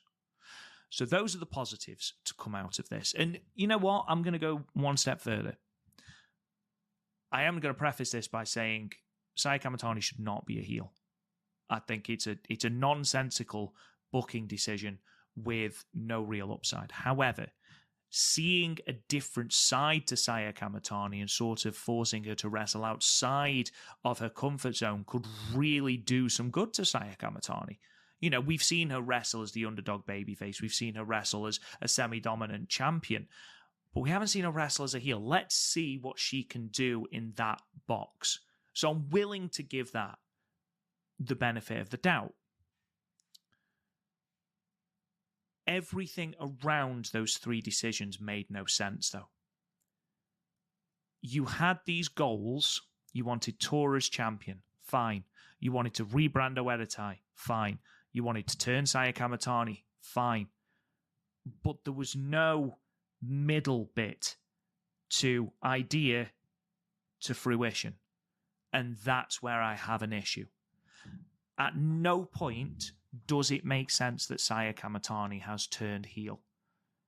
The justification of it's because Utami left makes absolutely no sense, because, as you already mentioned, Utami left 4 months ago, and it's not Stardom's fault. It's Utami, so you're angry at Utami, so why are you starting on Stardom? But that's by the by. I agree there are some people who've said about how maybe it's a sort of kill a Weddatai from the inside, but you have made so many sacrifices to do that. You've killed off Mikey, you've killed off Saya Kamatani, you've killed off Queen's Quest in order to potentially kill off a Weddatai. And if you do kill off a Weddatai, every group, every promotion, still needs a heel faction. It's just the way things are. You need the heels to balance out the card. So killing off the heels then leaves you with a really unbalanced roster. I mean, Tora, best will in the world, you kill off a Weddatai, she is not wrestling babyface. Like, Tekla, I cannot see her wrestling as a babyface. Even when she was part of Donna Del Mondo, I didn't see her wrestling as a babyface. It doesn't work. Now, the other issue I have is that we saw a little flash of what this new Weddatai is going to be like in the Konami match. Lots of interference, making sure that people win matches, sort of inserting themselves into matches. This was the formula that they used in New Japan for House of Torture, and look at the reaction that got. I have no issue booing a Weddatai. I have no issue, hate, as I should start calling them. I have no issue booing hate. But when they did it with House of Torture, they didn't get booed. There was just apathetic silence. And that's the worst thing you can get as a heel group. And the problem is, we are coming into the 5-star Grand Prix now where I was just going to call them the House of Torture. Hate are the most represented faction in the tournament. There are 5 members of Hate, at least one in every single block, which means that if we're going to get interference and shenanigans, it's going to be on every single show, which is going to become very, very quickly very, very, very tiresome. And when you start to lose interest, when you start to get that, you mentioned it on the podcast before, my friend, where you said about the difference between go away heat and the difference between going off heat and hating heat. Okay? People don't hate this. They don't care. And that is a massive issue, because the turn for Saya was almost deathly silent before a little pocket of booze erupted.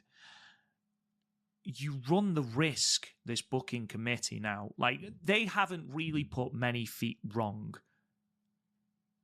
The problem that you've got is they have relied so much on the shock turn over the last month. The conversion was the 22nd of June, which is just over a month ago. In that month, you have had Xena randomly decide that she's going to leave EXV, but then not leave EXV. You've had Momo Watanabe turn face then heel in the same match. You've had Konami turn heel, and you've had Saya Kamatani turn heel. That's 4 teased or completed turns in the space of a month. There is the law of diminishing returns. The more you do it, the less people are going to be shocked. And you mentioned it. I sort of understand Konami's turn, but not really. I understand Konami's turn a lot more than I understand Saya Kamatani's turn. And ultimately, you've got here someone who has no vindication for turning heel. She's certainly got no vindication for turning on Micah at the moment. And I'm eager to see where that goes. And, you know, this woman who was devastated at the loss of Queen's Quest was literally inconsolable backstage, was bringing the Queen's Quest flag to Pro Wrestling Wave, has now just abandoned it because Utami left. No, I'm sorry, that doesn't fly for me. I appreciate the ideas, and I am sort of excited. Well, I'm not excited. In truth, I'm intrigued to see where we go next. The Natsuka Tora thing not being in the 5-star Grand Prix is absolutely ridiculous. Absolutely ridiculous. It's the first time since 2015 that the Red Belt champion hasn't been in the 5-star Grand Prix. And that is only because Meiko Satomura wrestled for a different bloody company. Why on earth? So let's just run this back. Tora was able to legally change a match contract. She was able to randomly just say, yeah, I'm not going to wrestle on this show, when she refused to wrestle in the Prelude tag on the Saturday. And just randomly just said, yeah, I don't fancy wrestling in the 5-star. Ruaka, who got DQ'd, by the way, and has already lost the opportunity to be in this tournament. Purposely. On purpose, Chief. Yeah. On purpose. Thank you, brother. Thank you. Absolutely. And is now inserting her into it so that we don't even get people pinning the Red Belt champion in the bloody 5-star. So we're not setting up any championship matches further down the line. It's booking 101 that you would have the champions in the 5-star to say. They do it in the G1. To draw tickets, too. To draw tickets. Again, who's going to be drawing more tickets in the 5-star? Your Red Belt champion that you just did this angle with? Mm-hmm. Or somebody that doesn't win much and that got DQ'd in round 1 to get in this tournament? Like, from a money standpoint, come on. How dumb are you? Now, I don't agree with Tora not being able to sell the tickets at Dream Queendom. I do think she will. And I think if booked correctly, Tora can be a sort of mountain that whatever babyface you choose to overthrow her can climb at Sumo Hall. It's probably going to be Micah. But why you would knock Micah down to then build Micah up in the space of 6 months is beyond me. But there we are. It doesn't matter. And then to do all of this in Sapporo, where we've just said nobody draws well in Sapporo unless you are New Japan. You literally, Stardom have run Korakuen Hall 4 times since the 29th of June. Why would you not? And I understand that you are running a pay-per-view here, but why the hell would you not run this angle at Korakuen Hall? Korakuen Hall, which over the last couple of months has really gone back to its loud, vocal crowd atmosphere. It feels like the Korakuen Hall of old. You drew 1,000 people to it on a Tuesday evening last week. Why would you not do the turn there? Why would you not do the turn on the 7th of July? Why would you do the Konami turn and the Saya Kamatani turn in a week? Less than a week. The booking makes no sense. It feels very much like they've had an idea and they just want to go with that idea. And I understand that. And I'm not going to take shots at the Stardom booking company because genuinely they haven't done a lot wrong over the last, since February. This is such a booking. And again, we might look back on this in January, February and go, do you know what? Fair play. They played us. What a great angle this has turned out to be. My final problem is Hate have said they want to attack Stardom from the inside. When, in all of wrestling, has a faction attacking the company that pays their wages from the inside, when has that ever worked? When has that ever been booked to work properly? When? The NWO in 1997. Yes, okay, fine. But even that angle, which is lauded, that angle was so poorly booked, so quickly, and so bloated, and it got to the point where people were sick of seeing them.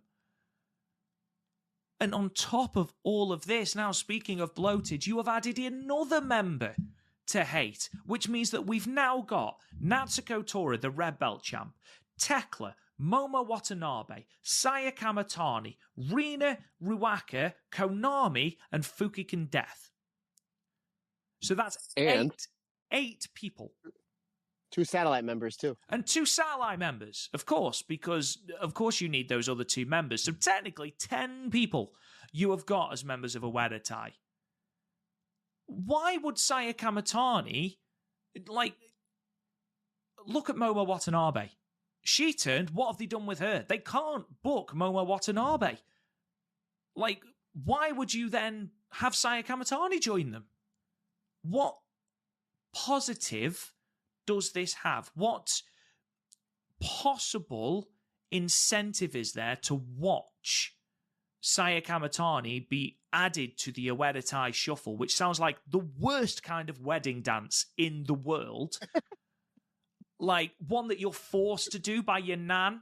You only know half the steps, but she's like, come on, everyone will love it. And you don't love it, you hate it, but you're forced to do it. That's the Ueda Tai Shuffle. I don't mind heel turns. I don't mind shock heel turns. I certainly don't mind shock heel turns that lead to title changes, if they make sense. But nothing about the build to this show on Sunday made it make sense that Saya Kamatani needs to become a heel. And Matt, I hate to say I told you so. Do you see what I did there? I hate to say I told you so. But you actually said, Rowdy Roddy Piper said, if they overly mention something in wrestling, it's for a reason. They have never, ever, ever made a point of having a wrestler as a second in Stardom. Ever. To the point where in the G1 Climax 28, Shibata came out with Tanahashi. It was a huge thing.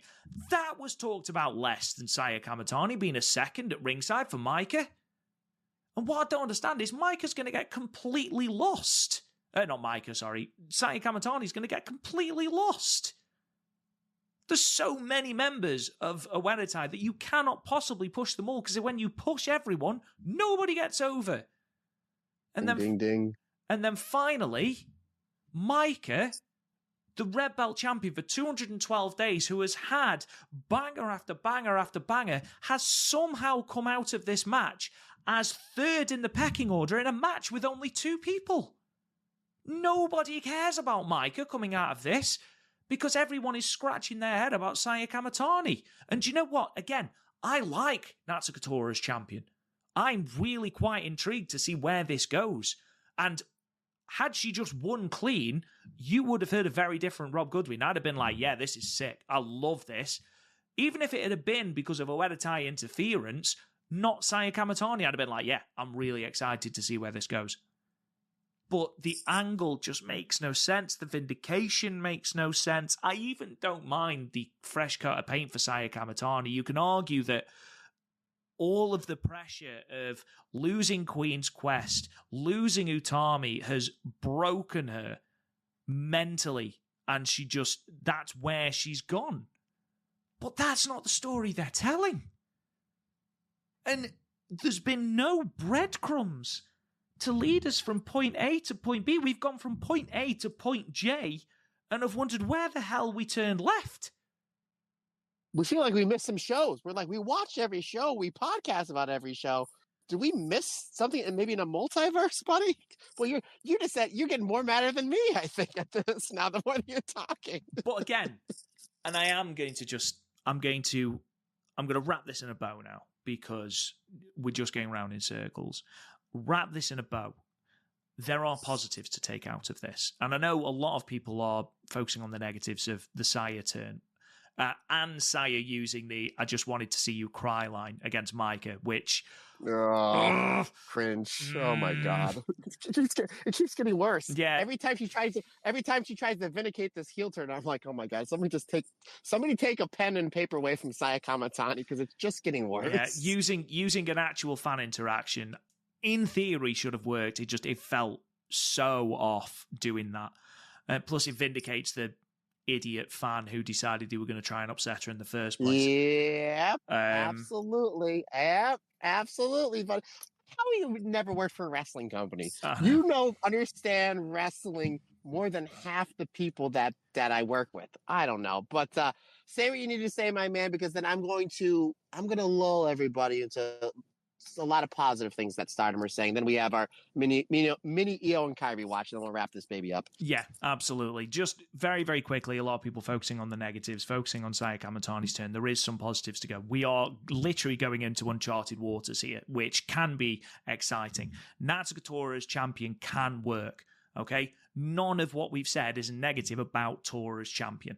I'm genuinely excited about that. Neo Genesis. We are excited about Neo Genesis. That offers something so cool to this Stardom roster. And hell, a more violent and aggressive heel faction. I'm all for that. I just ask that we tread with caution when it comes to this overly involved heel faction. Because you look at what the House of Torture, not solely them, there was a whole lot of other factors that contributed to New Japan's falling numbers. But House of Torture, you look at the Tongans during the G1 climax, they ruined that G1 climax for a lot of people. There are so many red flags and warning signs that you need to avoid. Matt, wrap it up, my friend. Absolutely. So here is I was livid anybody that interacted with me on Twitter. And again, a lot of people that disagreed with me, you did it in an adult manner, which I absolutely love. And it's just the fact that I don't get upset over wrestling like the way that I did just because of what we just went into. And again, we're talking in circles. So now that we have had a couple of days, let's take a step back and let's take a breath out of all the good stuff we have with Stardom. And I'm going to start at the top, Rob Goodwin. Rob Goodwin, there is between major wrestling promotions and independent wrestling promotions, there's probably about 200 wrestling companies out there. Only one of them has Hazuki, and that is Stardom, my friend. So that is a really good positive. So, I mean, let's talk about, that's a great positive. It's only Stardom. Obviously, we have this 5-star Grand Prix coming up, which is going to be fantastic. That's exciting. We have Neo Genesis. Everybody's super excited about them. We have the potential of a rebuilding of Micah, which, again, I kind of don't understand. She was already at top. Why we're rebuilding her? But regardless, Micah is somebody that I've liked ever since watching Stardom. I've absolutely loved what she's done with that World of Stardom Championship. And maybe this is where they give her the big mega push. Regardless, I like what they're doing with some of the underneath talent, with the pushing of Miyu Amasaki, of Momo Kogo, of Lady C, what they're doing with Tekla and Sayaka Kurora and Aya Sakurai. I really like that. The fact that every wrestler in this company feels important. And I started with something super positive, Hazuki. I'm going to end on something super positive as far as this little positive spin I'm putting on everything. Is Stardom's tag division is absolutely Hell, insane. Yes. Easily the most stacked tag division in all of wrestling, and is going to make the fall tournament, the Goddess of Stardom tournament, probably one of the most exciting tournaments that they've ever had as far as the Goddess of Stardom tournament. So again, Rob and I just, we unloaded. I feel better. That was therapy. Thank you, brother. I feel better. But if you're going to stay on the Stardom train, obviously Rob and I, we are going to. We are professionals. We love the love that we get from the Stardom Cast fan base. Obviously, this is kind of part of our job. A job that we love doing is doing this podcast. Rob and I are never getting off this Stardom train. So if you decide to stay on and stay with us, we just gave you a lot of positives to go with. If you're still not sure what you're going to do, I understand that. Stay until at least the 5-star Grand Prix and then see how you feel after that. But my brother, unless there's anything else, can I do EO and Kyrie watch? It's just one more thing, my friend. One Go ahead, more sir. massive positive that you've missed.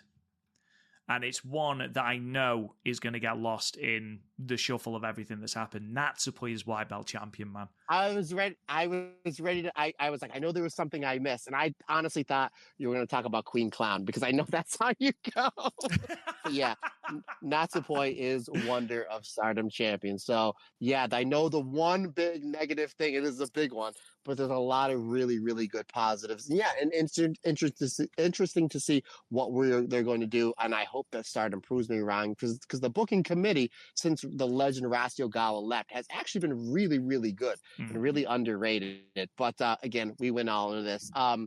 You and Kyrie watched my man. It was actually, there really wasn't much. It was real quick that it was Shayna Baszler, Sonya Deville, and Zoe Stark got a win over Lila Valkyria, Carter and Chance. And then afterwards, Damage Control of Io Shirai, Dakota Kai, and one Kyrie came out to basically their official face turn.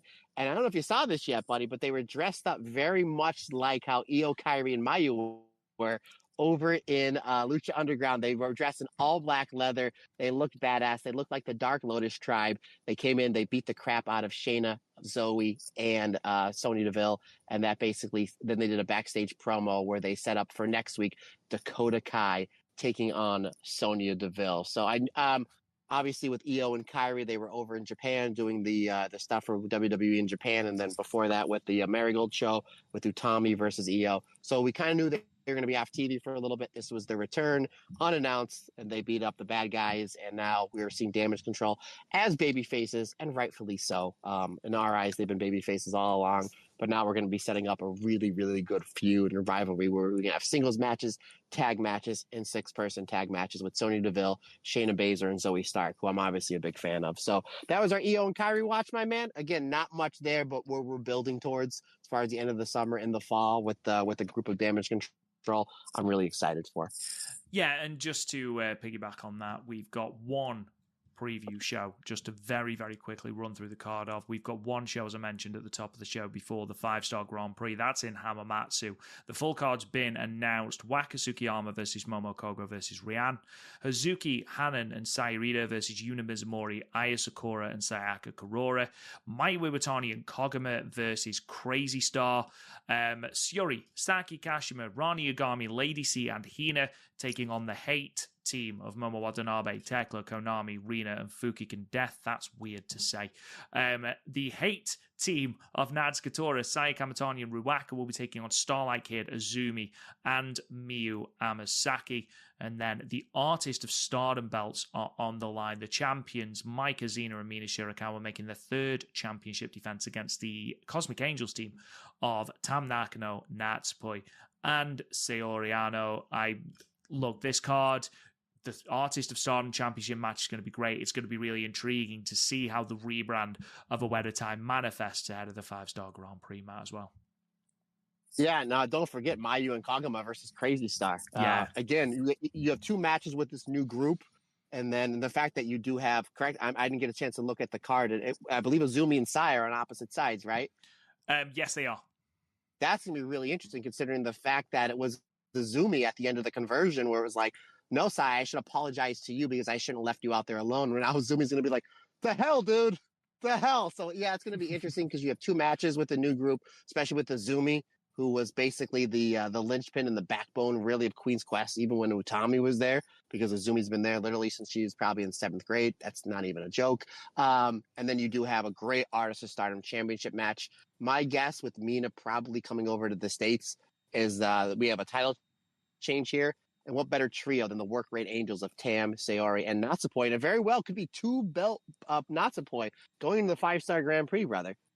Absolutely. Absolutely. Obviously, next week, ladies and gentlemen, we'll be bringing you our 5-star primer. We'll also be looking at this card from Hamamatsu and looking ahead to those opening 2 nights of the 5-star Grand Prix. The first of which is going to be airing from the Yokohama Budokan, and then the second night from Shibuya Sports Center in Tokyo. We don't know. I know that we've been informed that all of the shows are going to be live. I assume that first show is going to be a pay-per-view.